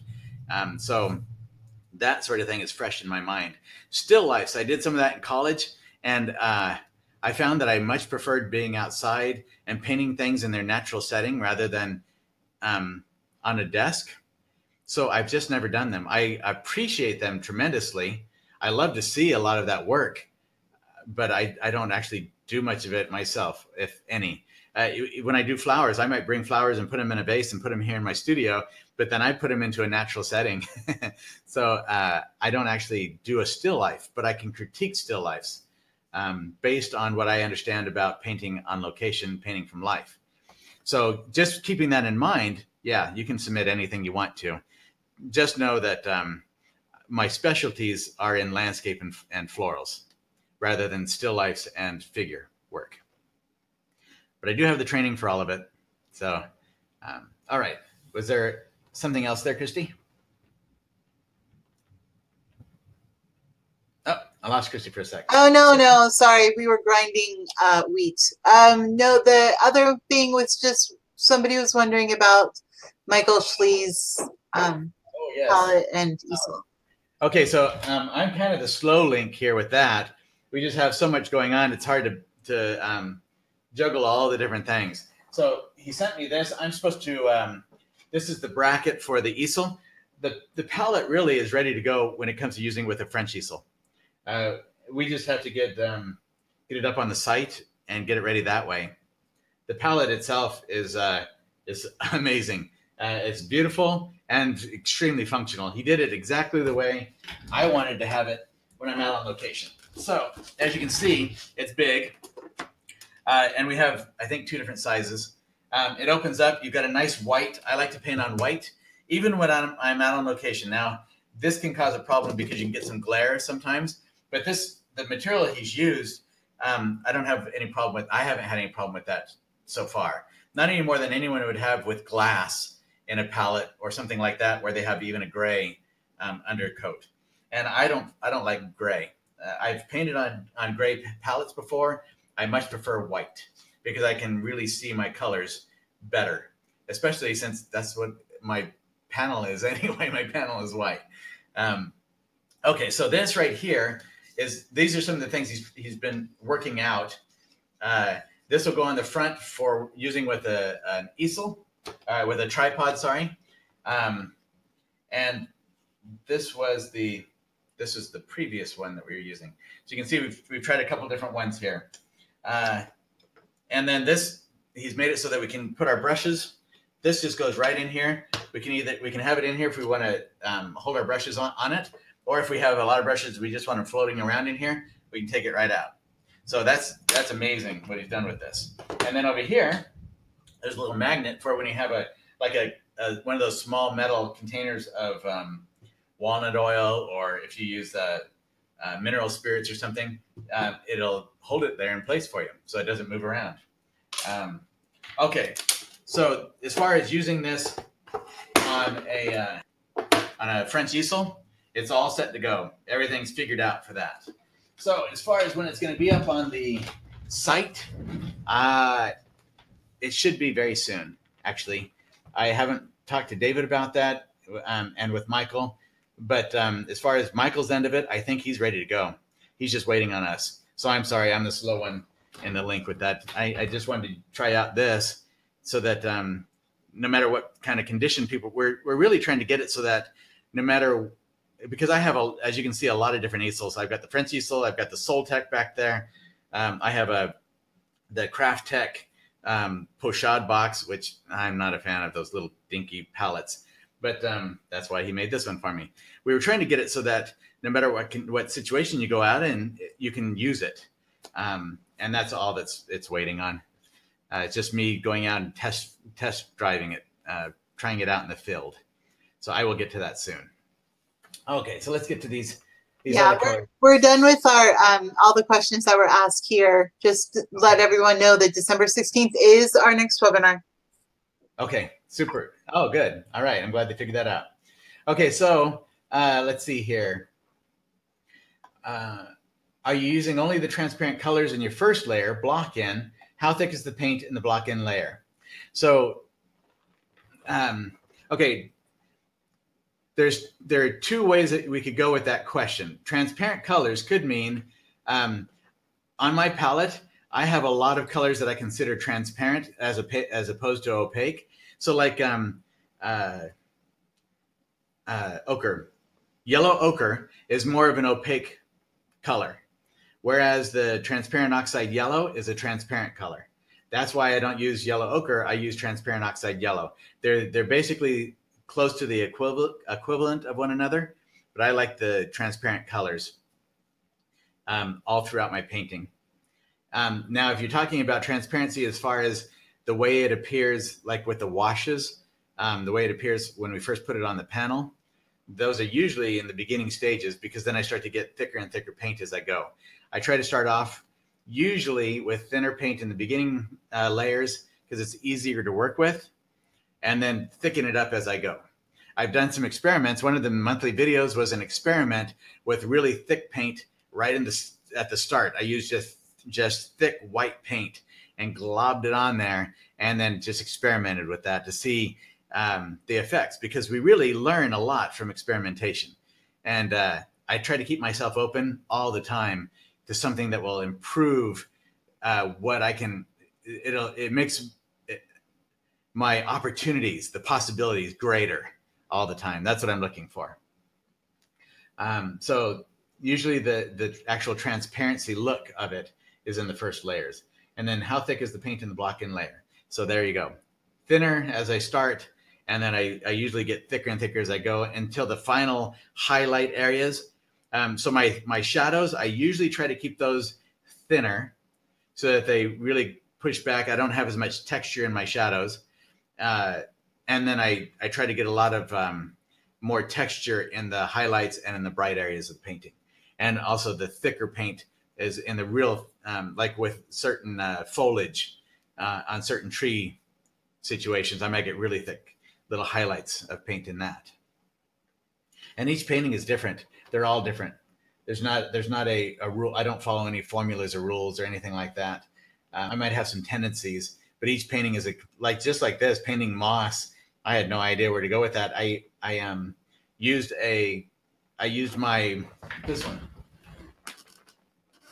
this right here. I used my filbert, my extra long filbert. I love this brush. It's the Utrecht 103 series, I think. And this is a size 6. So you can see it's really long for a size 6. And I put the paint on the brush, and then I dragged it sideways to get that moss on the branches that are sticking out, to get that so that it was broken up. So it wasn't just these thick globs of paint on there. I dragged it sideways in there. So you'll see how I do that in the monthly video, those who are monthly video members, at the end of this month with this video. Let's see. Did I cover that? What did I just say? Yeah, I think so. And then we talked about loading the brush. Do you have any videos where you demonstrate the paint application in detail? Each one of my videos and the monthly membership, you can see exactly how I do things. Now, I don't zoom in on the strokes, but you're pretty close up on there to see how I'm doing those things. I do cover some of that, I think, in the master course, where I go into a little zoomed in on some of my brush textures and strokes, so you can really see how I'm applying it. Let's see. Do you have any? Okay, so the next ones. Do we need gesso under our paintings? Nancy asked. Yes. If you paint with oil, if you paint with acrylic, no. Acrylic is not going to damage wood or canvas at all. But if you paint with oil paint on wood or canvas, any natural material, if you paint on metal, no, it's not going to hurt metal. If you paint on, so there's like aluminum, that Dibond stuff, copper, anything like that. If you paint on gold leaf, you're not going to hurt the gold leaf with oil paint. But if you paint on any natural material like wood or fiber, then yes, you have to have something that protects the natural material from the oil paint, because the oil paint will corrode it. It rots it. It deteriorates it over time. What varnish is best? I like gloss. Yes, and I do have some of the. I think this Gamblin Gamvar is excellent stuff. You can use it within weeks, not months and years, as long as it's nicely dry to the touch. Because usually you want to apply it with a brush, and if you're applying something like that with a brush and it's not dry to the touch, firmly dry to the touch, then you can disrupt that little thin top dry layer. You can disrupt that, and it'll start to pull that up, and then it blends in with this varnish you're putting on, and it gets all fuzzy and soft looking and blurry. So you don't want that to happen. I've actually done that before when I used to use the Damar varnish. Okay, let's see. Joan asked, after painting outdoors and coming inside, many of my paintings seem too dark. Is there any advice on how to overcome this, or to at least be cognizant of value relationships in the outdoors? And that you nailed it on the head right there, Joan. It's the value relationships that are going to make the biggest difference. And that happens to everybody, from those who've been painting for decades out on location to the newest people. When we paint outdoors, especially on a sunny day, our pupils are going to dilate, they're going to shrink. We're not going to see, we don't see values quite the same, and we don't see colors the same. And there's not a lot we can do about that, unless they make some kind of glasses that protect our eyes while allowing us to see full vision, which I don't know of any yet that are out. But that would be something for somebody to invent. That would be awesome. So they're going to tend to be darker, because when our pupils are constricted like that, or whatever it is, they don't let in as much light. And so we see everything differently. And so then when we come in, we don't see it as bright as it is. And so when we come in, our paintings are now darker, because that's really the way we painted them. We just didn't realize it. But if we have our value relationships right, then the painting is still going to work.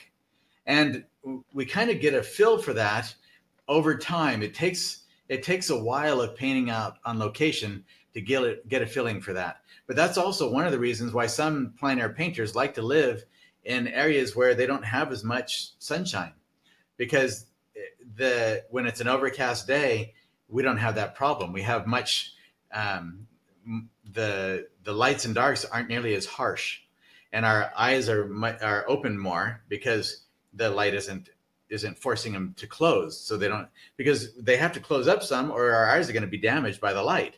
So it's a protection mechanism, but it also is difficult for painters. So over time, we learn how to compensate for that a bit while we're out there, but it's still going to be darker than what we think. But we learn that, okay, yep, this is lighter than what I actually think I'm seeing, and we might paint it lighter than that. But overall, the most important thing is to say, okay, how dark is this shadow in relationship to what I see in this bright area of foliage, or whatever it is that we're painting. That we're looking for those value relationships, and that is the most critical part of getting our paintings correct, or to look correct when we bring them back into the studio. If we have those value relationships right, then it's going to work, and then we can alter it over time. We have another question for you. Randall asks, do you ever use yellow and chromatic black for your landscape greens, or is it too opaque? Do you have a go-to green that you like as a base, which you modify? Oh yes, for my landscape greens, on my palette, so I talk about this actually in this video that'll be coming out, because I really thought about it a lot when it came to the greens in this cypress tree painting. So all through the 90s and most of the 2000s, I was using sap green, and I love it. I love sap green. But I kept hearing Richard Schmid talk. He doesn't like it, and other artists. I just thought, well, I don't know. Maybe there's something wrong with sap green. It's just one of those little dumb things that can get in our heads. I know there's nothing. Okay, so some of the older sap greens were a bit fugitive, and so they would have problems. The new sap greens are permanent, especially like Gamblin. It's a permanent sap green. So as long as we know that the ingredients in it are permanent, we're good to go. And I love sap because it's a warmer green. And I also have phthalo green. I used to use Viridian for a while, and I've used, I've experimented with some others like chromium green. I think it's chromium oxide or something. With different ones, I found them redundant. And I found Viridian a little too timid or limited for me. Sometimes I really like to push the strength of color in my pieces. So, and some artists would say that that's garish. Well, I don't care. I like color. I love bright, bold, brilliant color. Not always, but a lot of times. So I use phthalo green because it goes a long way. And that's part of the reason why a lot of artists don't like it, is because it can get carried away. You dip your brush in there and get way too much. Yeah, well, you just work with it a little while and you get a feeling for it. It's easy to work with once you've used it for a while, and it's so saturating. It's so staining that you can really get some great mixing that with all of the yellows. I use the Cad Yellow Medium, Cad Yellow Light. I used to use Cad Yellow Light. I found it redundant, so I use Cad Yellow Medium and Cad Lemon. Cad Lemon is the brightest, lightest yellow you can get that I've found. And then the Cad Yellow Medium is a nice warm version of yellow. And so mixing the phthalo green with those, man, you can get all kinds of really nice colors with it. But the phthalo green is a cooler green. The sap green is warmer. I just added, actually, when I was at one of the shows, the Oil Painters of America or something, they always have their vendors there. Oh, this is at the Plein Air Convention. I got some little tubes of the Williamsburg paint. Decided to try them out when I was doing this painting here. So I had a little tube of sap green, thought I would try it out. I still have several tubes of my other sap green. I just haven't used them for a while, but I'm going to start doing it again It's going to become a permanent fixture, I think, on my palette now, because I know I can get all the colors. The reason I eliminated it for a while is because I knew I could get all of the greens by mixing phthalo green with any of my yellows and orange. I could mimic what I could get with sap green, but for me, sap green is very convenient as far as just grabbing right away a nice warm green and a nice olive warm green and going with it. So, so the two greens I use now are the phthalo and the sap green. And then I have mostly blues. Manganese, I don't use as much as some of the others, but I use manganese. Phthalo blue, I just use in little amounts, and the ultramarine blue. I do have a blue black that I've been using for a while, and I like it a lot because when I want to just kill the saturation of hue in a color, let's say I have a green and it just seems way too bright and vibrant. I need to tone it down, gray it down some. I can grab some of that blue black and mix it in with some of those colors, and it just has that little bit of graying quality to it.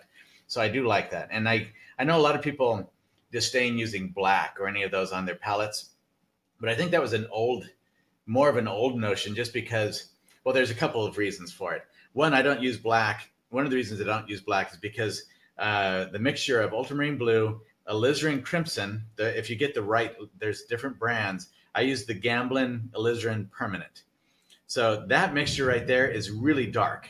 And I like it because I can go from that to adding some transparent oxide red or adding sap green, and I can get a cooler or warmer version of that dark, depending on which of those I use.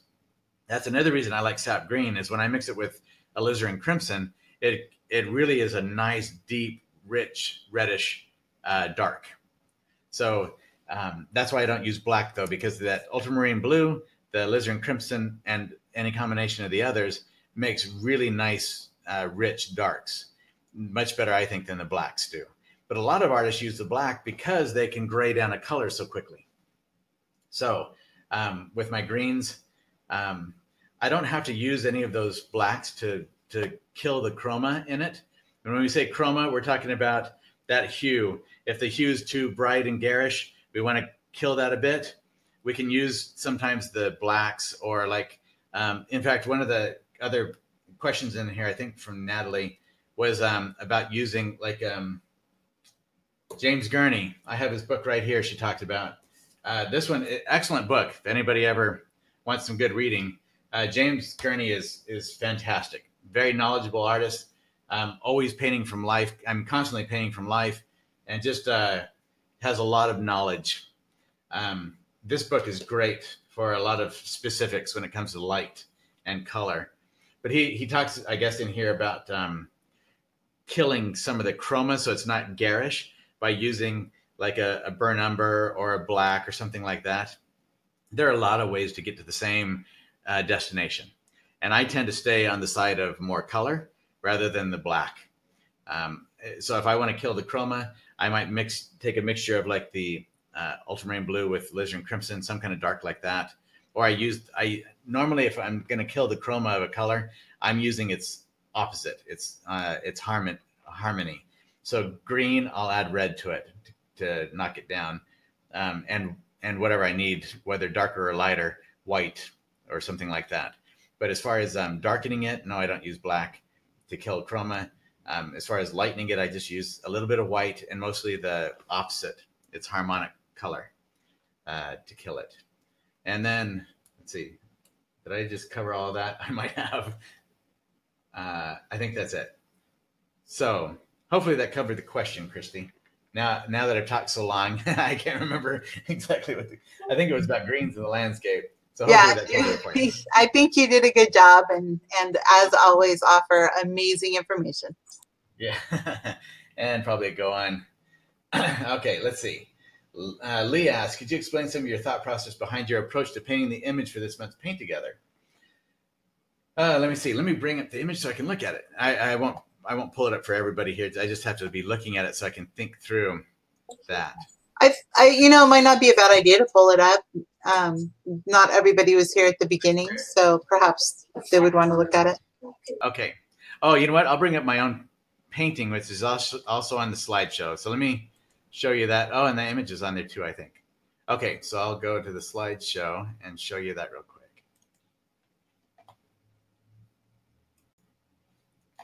Okay. Whiteboard. Oh, you won't need the whiteboard, but bring it up anyway. And go back to the beginning. My video is buffering. For people that are watching, are you able to see fine? Is the video and the sound still working? Uh-oh. I have the YouTube on still, and it seems to be doing all right. So YouTube's okay. Okay, well, if it's buffering, it might be because of the weather here. I don't know. And we have been going on. This has been a little bit of a long one. So let's see. I'll go slowly getting back to this beginning so I don't cause problems with it, maybe. How close are we? This is close to the beginning, isn't it? Okay, so there's my image. And then here, oh, no, we don't have the original on there. I thought for some reason we did. That's right. I think Christy had it on here, but okay, so David took it off. So with the original image, I liked the drama in it. I liked the light, the contrast of light and dark in it. I thought that was really had a lot of impact to it, a lot of power in it as far as the image presentation. I decided to play around with the image in Photoshop. So that's why you see mine with more color than what was in the original image. And then I have a lot of activity here with the reflections just because I wanted to play with the different colors that are in here and brightening some things up a little bit. So my thought process was I liked what we had with the, let's see, is that working? Oh, no, it's black. Clear that out so you can see my drawing. So I liked the little bush, but it was kind of all about the same color. So I went and added stronger shadow areas just to break up the shapes of that bush. So now we have this kind of shape here. We have a little bit smaller shadow shape here, a shape here. Then we have the shadow shape here, this shape here. I really was thinking about it in terms of shapes. I also wanted to push the viewer through the painting. So I wanted this tree here to really be the focal point, the area that with the shadow here, it draws you in, pulls you into the painting. Then these limbs kind of move us over to this tree. And I really liked these. I know that they kind of, why did that not go off? I know that these kind of pull the viewer off the right side a bit, but I thought they were a lot of fun. So I decided to leave them in there and create areas over here like this to balance that, to hopefully offset the idea of moving out of the painting and instead feeling like these kind of move us in and then move us through the painting. That's always kind of a tricky thing to work with.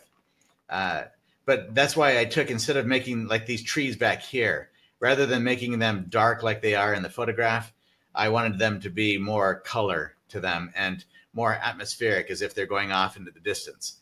I also decided to take that overall bright light, like the color that I have right here, instead of having it through the whole painting all the way through, and making it, in order to make it so that the dark and light weren't quite so strong and powerful, I wanted more subtlety in there. I decided to limit the light to this area, because then that does help, instead of getting dragged out of the area over here and off the painting and out, it helps to keep the viewer coming over to this area too. And it helped me, I think, to feel like I was giving this area here, it was a balance to what I have over here in this spot. All the activity here is balanced by the desire to look at the contrast of dark and light over here, if that makes sense. And then this area, like this tree here, rather than having all of that stuff that's all over in here, I wanted an area that allowed the viewer to move into the painting. So I eliminated much of what was here, but I liked this. When I first looked at those trees, my first thought was, those look like like this guy back here, it looked like a brontosaurus back in there. I thought that was so cool. And then this, it looks like some kind of like an ostrich type foot, or what you'd think of like one of those bird dinosaur kind of feet sitting in there. And it just made me think of big, powerful animals in the water there. And I wanted to kind of keep a little bit of that feeling with it. But at the same time, make sure that people knew that these are trees. So I kept this tree back here, even though it's really a kind of a strong design element, which tends to draw the viewer to it because of the contrast of that base and the light of the sky and everything else that's going on there. It can be a really strong design element. So I minimize it. I lightened the values because of that, so that it wouldn't be too strong, but I wanted it to be enough that it was interesting and drew the viewer into that space. But as it draws the viewer into that space, it's much more gentle back here. It's a restful area because I have so much activity in the reflections and in the trees with the branches. I wanted to have somewhere that the viewer could go back and know that they could rest from that. They could still have fun with all the activity, but rest as they go back. I was also really drawn to the submerged leaves that were in the water, but I didn't want to draw too much attention to my reflections. So I took and added a little bit of that in there with those oranges and reds that were down in there from the leaves. But I really added, and I realized now that this leaf is kind of bullseyed almost right in the middle of the painting. So if I change that at all, I would probably add, a couple over here, maybe even take this one and move it over just a little bit offset from the center. But I liked it right here because it's kind of at the where this is moving down. And that's kind of why I put that there. But I had a couple of little punches of that orange in a few spots strategically placed to move the viewer through there with some really strong little bits of that color that we see in the photograph. With the bush, I wanted to break that up. So with the leaves, I really tried to not get it too busy with too many little bits of leaf, because I want people to enjoy that corner with that bush there, but I don't want it to become a place where you get trapped with too much activity. So I tried to limit like little bright spots of leaf like that. I tried to really limit how much of that I had in there and have a nice variety of those little warm spots as well as the cooler highlighted areas, and then the shadows to give structure to those. But really, that was it. I just wanted to bring in a little bit more color. I liked the drama of all of these reflections, but I didn't like how much they broke up the platform or the spaces within the painting. So I minimized the value. I lightened the value down because of that. Except for when we're up here. This is closer to us, so I made those more strong and dramatic than the ones that are in the background. So that's really my thought process as I was going through. And it's overall, it's a lot of that process takes place as I'm painting it. When I discovered, because I went back and forth a lot with some of the shapes in here of the trees, their placement and juxtaposition with one another, how light or dark I wanted some of those values. All of that was actually a progression as I did the painting, just in figuring it out, how it felt when I actually applied it in reality. So same thing with back here, I put in this light line just to give some clarity to that this is a mountain here and this is the mountain's reflection here, just to help the viewer to push back into the space, into the distance. So that's it. There are a lot of things I could do differently, but I like how it turned out overall. I think with that scene, I really like the colors and the variations in it. So that I was very happy with. But I could go and do this like Spike did, or several of you might have done that. Take it and try it again and take it in a completely different direction. maybe do more of the really dramatic light and dark all throughout the painting. That's why painting is so fantastic, because we have that opportunity, all those possibilities. There's just so much we can do with it. The variations are endless. It really is just confined to our imagination and what we want to do with it. Okay, so what makes you edit some things from a photo versus, okay, so that I took out anything I thought was busy or that was too congested. If it felt like it was congesting an area and the viewer couldn't move through it, I took it out.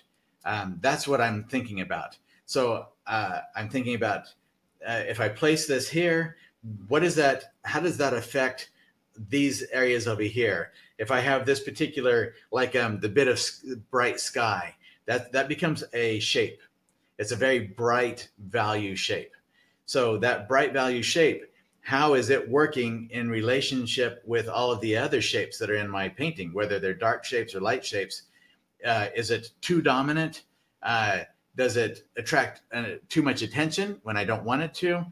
Those are the things I'm thinking about. So if I have an object in there, or I have some kind of a shape in there, and it's blocking either passage through the painting, or it's taking away too much attention from areas of focus where I want the viewer to go, then I eliminate that from the scene. And so I do that when I'm on location, or if I'm working from photographs, whatever I'm working from, that's what I'm thinking about, is moving the viewer through the painting and how each thing works in harmony with all the others in the painting. And that's a process. It's not something where I get an overall idea of where I want to go with something, but then as I'm painting it, it can suddenly shift dramatically because I think, oh, wait, I really liked what that just did.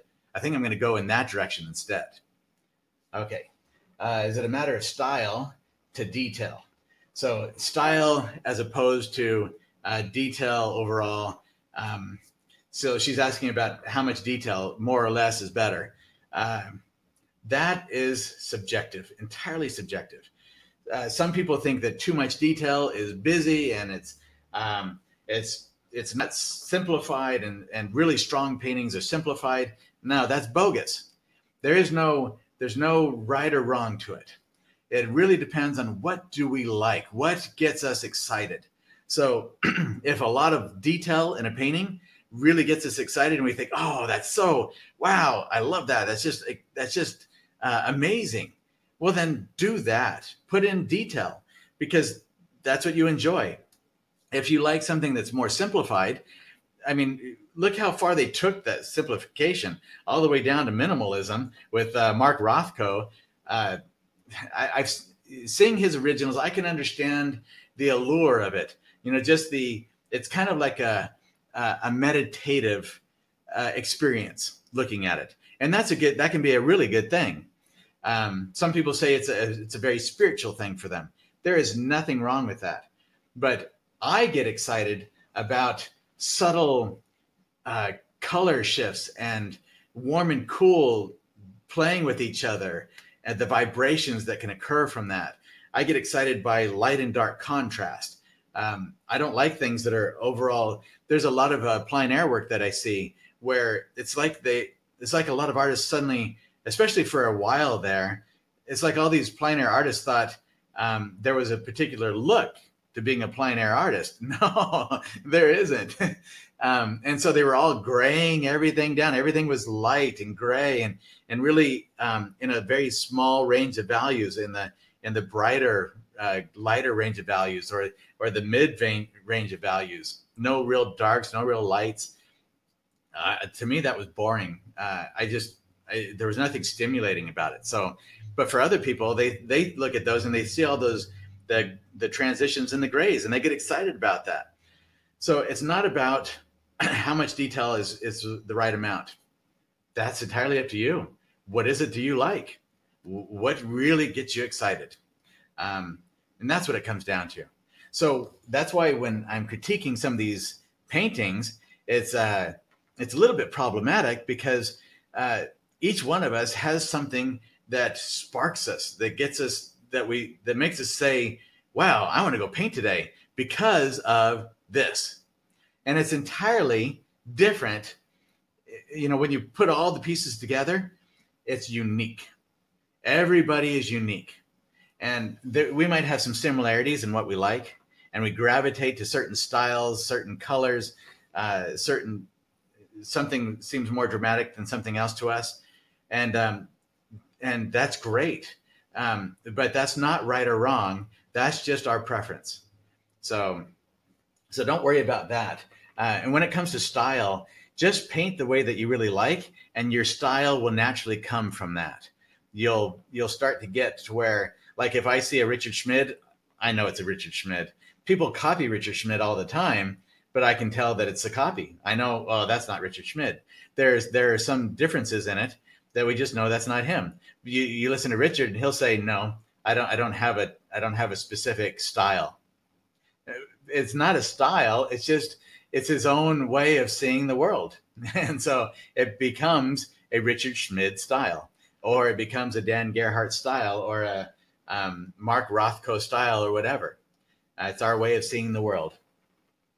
Let's see, I did a sienna underpainting because the color green is difficult and can be intimidating. I'm sure there are other paths that are easier to deal with difficult colors, such as green or blue, when they dominate the painting. Can you speak to that? So in my painting that we just did, you can see I have a lot of blues in there and the greens.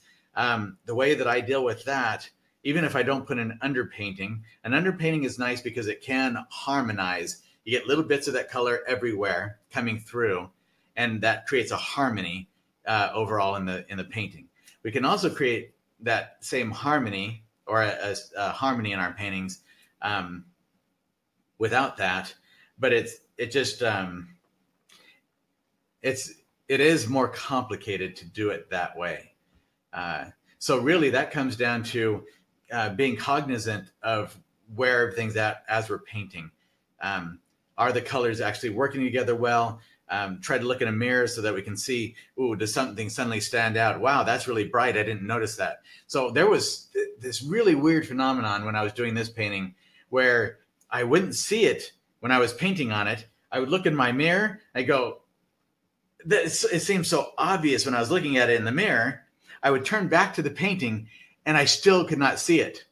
I could see it in the mirror, but I could not see it when I was looking at the actual painting. And no matter how many times I did that back and forth, I could not see it when I looked at the painting, but I knew it was there. So I then was able to work with it and alter it the way it needed to be altered so that it wouldn't bother anyone later on.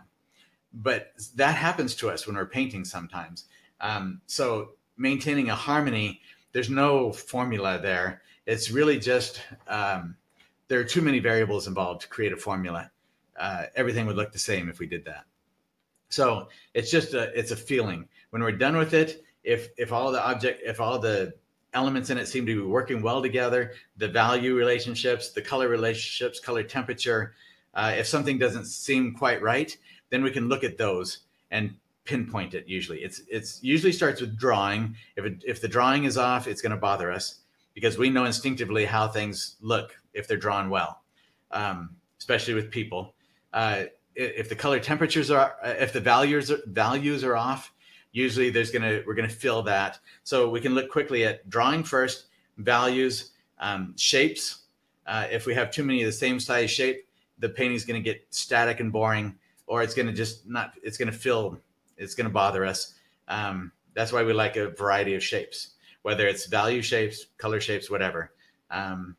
And then color temperature. If we have the wrong color temperature, especially in shadows, we're going to feel that. It's going to deaden that space. Or the color temperature is going to cause that, like a shadow, to jump forward. Like if we have something off in the distance and it's a shadow and it's suddenly really jumping out at the viewer, then we know that we probably have that value either too dark with the contrast around it, or the color temperature is off. If the color temperature is too cool and bright, then it's going to jump forward towards us. And we just have to play with that. But the more we do that, the more we are thinking about it, the more it'll stand out to us, and we'll begin to recognize why it's not working. Okay, so that's it, Lee. I don't have a simple solution to that for you, sorry. but I would say that just start experimenting with it.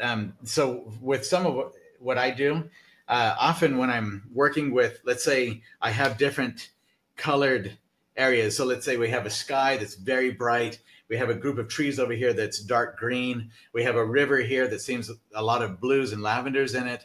And then we might have a field over here of grasses that's all yellows. So very distinctly different colors in there. Then you might experiment with doing an undercolor, a full undercolor under each of those spaces, but create those shapes with a different undercolor. So maybe the yellow grasses put either the reddish or maybe a lavender under it. Try that out and see what that looks like. With the blues, maybe use some orange under that. With the sky, leave it white so that it really has that brightness to it, working with it. The greens, put a darker reddish tone underneath that. Experiment with it. Maybe with the Blue River, using some oranges as an undertone. So I have the three different ones. I have the transparent oxide yellow that works well under lavenders. If I have a lot of lavenders that I'm going to use, because it's a harmony to it. I have the transparent oxide orange that is great. It's a replacement for raw sienna, and that works really well with blues. And then I have, of course, the transparent oxide red that works really well with greens. So just experimenting with it is a good way to go that way. You could use maybe the burnt sienna on a lot of your painting, and then just leave a portion of it white and play with that. See how that works out well for you. Or have one area where you have a really dark burnt sienna look to it, and then you wipe off most of it in some of the other areas of it. Experiment that way. Rather than having a fully done value study underneath, just try experimenting with some overall light and dark of that overall tone. Just experiment and try different things until you get a feeling for what works for you. All right, let's see. Spike, when trying to paint a difficult nature scene or from a photograph, what major items should an artist change, and in what order? Values, colors, shapes, contrast, or technique, etc. And then he goes on to answer his own question, that what he would do would be first values, adding additional light and shadow for contrast, modify technique to show texture, color harmony, and last the shapes. Or forget it and go paint something else. LOL. All right. So if I'm trying to paint a difficult nature scene from a photograph, I break it down first of all, I break it down into the overall shapes, the dominant shapes, whether it's values or colors. And I try to find a good mix of large, medium, and small shapes that work well together. And within like a large shape, I might have some smaller shapes within that large shape, but I'm focusing first off on the overall large shape, and then maybe breaking up that large shape with some smaller shapes within it, but that those smaller shapes feel like they are within that larger shape, if that makes sense. So my first thought is shapes. How do I break it down into the basic overall defining shapes that are in there? And then I start to think in terms of my brightest bright, my my lightest value, and my darkest value. I identify where those are at, and then I try to think of whether I like where those are placed, and if I want to use that in my painting or not, or if I want to move them. If I would like them, let's say the brightest light just happens to be really close to the bullseye center of the painting, I might want to take that and move it over somewhere and change its position. I might like a tree that's in the painting in this area right here, but the tree happens to be over here. So I take that tree and I move it over here. And I don't necessarily have to do that with Photoshop. I actually don't do that very often with Photoshop. This one that I did for this month's Paint Together, I hardly ever do that. I just decided to do it with this. So usually I'll have a whole bunch of photos up on my two monitors, and I'll be so far away. I'm 12 feet away. My easel over there is 12 feet from my monitors. So I really can't see detail very well. If I need to come in and clarify what's happening in a certain area with detail, I have to come over here to my desk and look at the photograph to see what's happening there. I can't see it from back there. And the reason I do that is because then it gives me the overall shapes. I'm seeing those shapes and not all the details. I'm not fixated on that. So that's kind of how I break it down. And then I decide how far, and usually I decide this during the painting. Sometimes I have it figured out entirely ahead of time, but often it's actually during the process of creating the painting that I figure out how much detail I want to put into it. And I start to bring in those areas that will not just add detail for detail's sake, but I add in detail in areas where I feel like it gives it some fun texture in that area, or it helps to lead the viewer in the direction I want them to go. I create a path with that detail that leads them on a journey through the painting. So that's the way that I use detail. And sometimes I end up getting more detail than other times. Sometimes I have a very minimal detail in my painting, or it might be very loose. Sometimes I'm a little tighter. It really goes back and forth. And it just depends on the particular painting that I'm doing at that moment. And sometimes I end up putting more detail than I want. And I think, it's way too busy. Nobody knows there's nowhere to rest. So I go in and I just scrape off some of it. One of the benefits to working alla prima. The paint's still wet usually as much as possible, unless I'm doing a bigger painting. And then if it takes me 3 days or a week to finish or longer, the paint's going to dry and I'm not painting alla prima anymore. But I try to paint wet under wet as much as possible because of that. I can go in and scrape it off if I need to. Another good reason to leave the final details for the end, because then we can still wipe them off or scrape them off if we want. Let's see, Linda. How did you get the wispy greens for the moss? So we talked about that. And there you go, Linda. That handy extra long filbert is what that is. It works wonders. I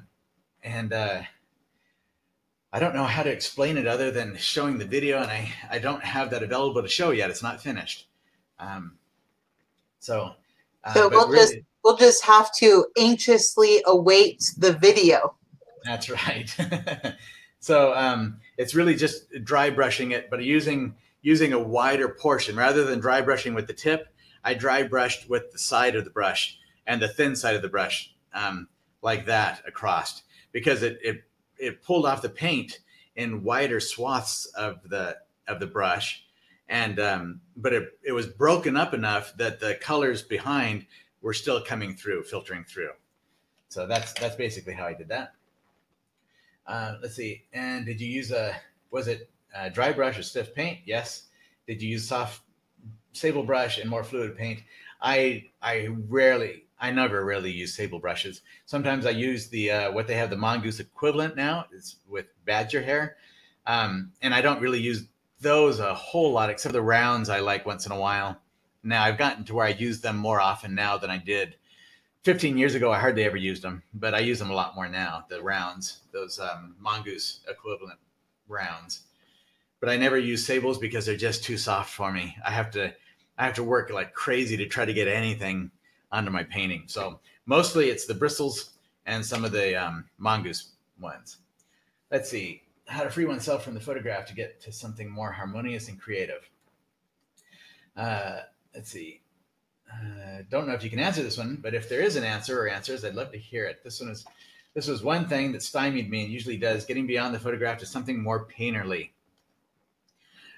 So one of them is just what I just talked about. I have my monitors. If I'm using photos, it's on a monitor now, not in a paper photograph.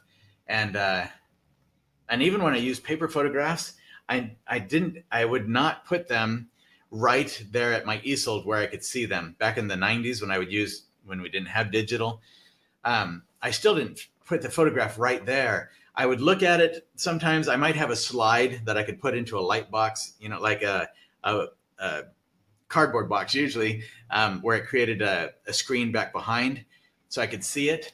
But I would just glance at it so that I'm getting the overall idea of it, but I'm not getting locked into the details. And a lot of that it's the same. We have to do the same thing when we're on location. That's where the squinting comes from.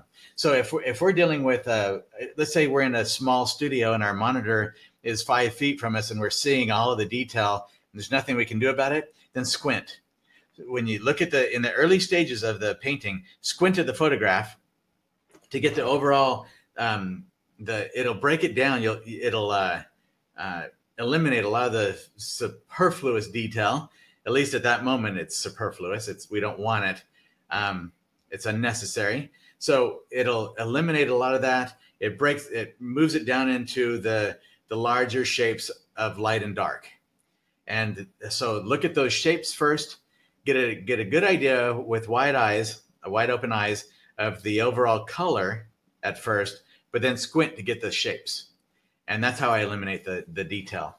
And then I use big brushes.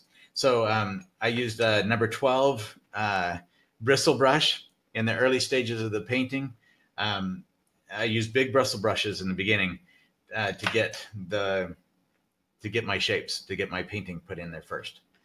And that's one of the reasons why I don't sketch ahead of time too. A lot of people they put in a drawing, they draw it all out first with lines. I don't do that. I start with big blocks of shape, big blocks of color, and then I refine it from there. And so that's where I can get to where I have either more detail or less detail. I don't start out with a lot of detail. I start off with very simple shapes, and then I refine it as I go along. Let's see. Oh, that's it. We have reached. Wait, let me make sure, because we skipped over some of Natalie's, and let me make sure. Yeah, chroma, temperature of light, and the tooth on the boards. Okay. Yeah, so we did cover that. And is it okay to add acrylic gesso on oil primed board with Zinsser or like it on it? Yeah, you can pretty well put the acrylic gesso over anything, and it will usually, I don't know, if you do it on a lead primed linen canvas, I don't know if that's a good idea. Because you can now, so the acrylic gesso is designed as a primer so that it will adhere to surfaces that the actual acrylic paints won't. And so it might work. I don't know, because I haven't used it before in that situation. But on the Zinsser, I wouldn't have any hesitation with that, because the Zinsser is not impervious to, it is not completely sealed. So it will hold it on there, so that the acrylic should work just fine on there. If any surface gets too slick, like glass, then you have to etch the glass in some way to get paint to stick to it, or else it's going to peel off of there. So glass is one of those that is impervious, but any other surface, most of them, they have some kind of porosity to it that will allow the material to bind to it, mechanically bind to it at least. So you should be okay on it. I would experiment with it though, but I don't see any problem with it. And it will not crack. Now, the acrylic isn't going to crack. No, you don't have to worry about that. Not that I've ever seen, and not that I've read about with all the research that I've done. So I think that's it. Any other questions or comments or needs of anybody? Now, we spend a lot of time with words, so I know that's not entirely exciting to watch me talking. Anything else there, Christy? No, you did a great job in answering the questions. Great paintings that the members submitted, and just so impressive. No doubt. Yeah, great job, guys. Beautiful. Thank you very much, everybody. All right, then, we will close it out. My throat is telling me it's time to close it out, too. All right. Well, thank you, everyone. Have a wonderful, for those who are here in America, have a wonderful Thanksgiving. And if you have the equivalent somewhere in your country, I hope that you enjoy it. And happy painting. Enjoy it. Get out there and do a lot of it. And we will see you again on December 16th. So have fun, everyone. Happy painting. And it was good to talk with all of you.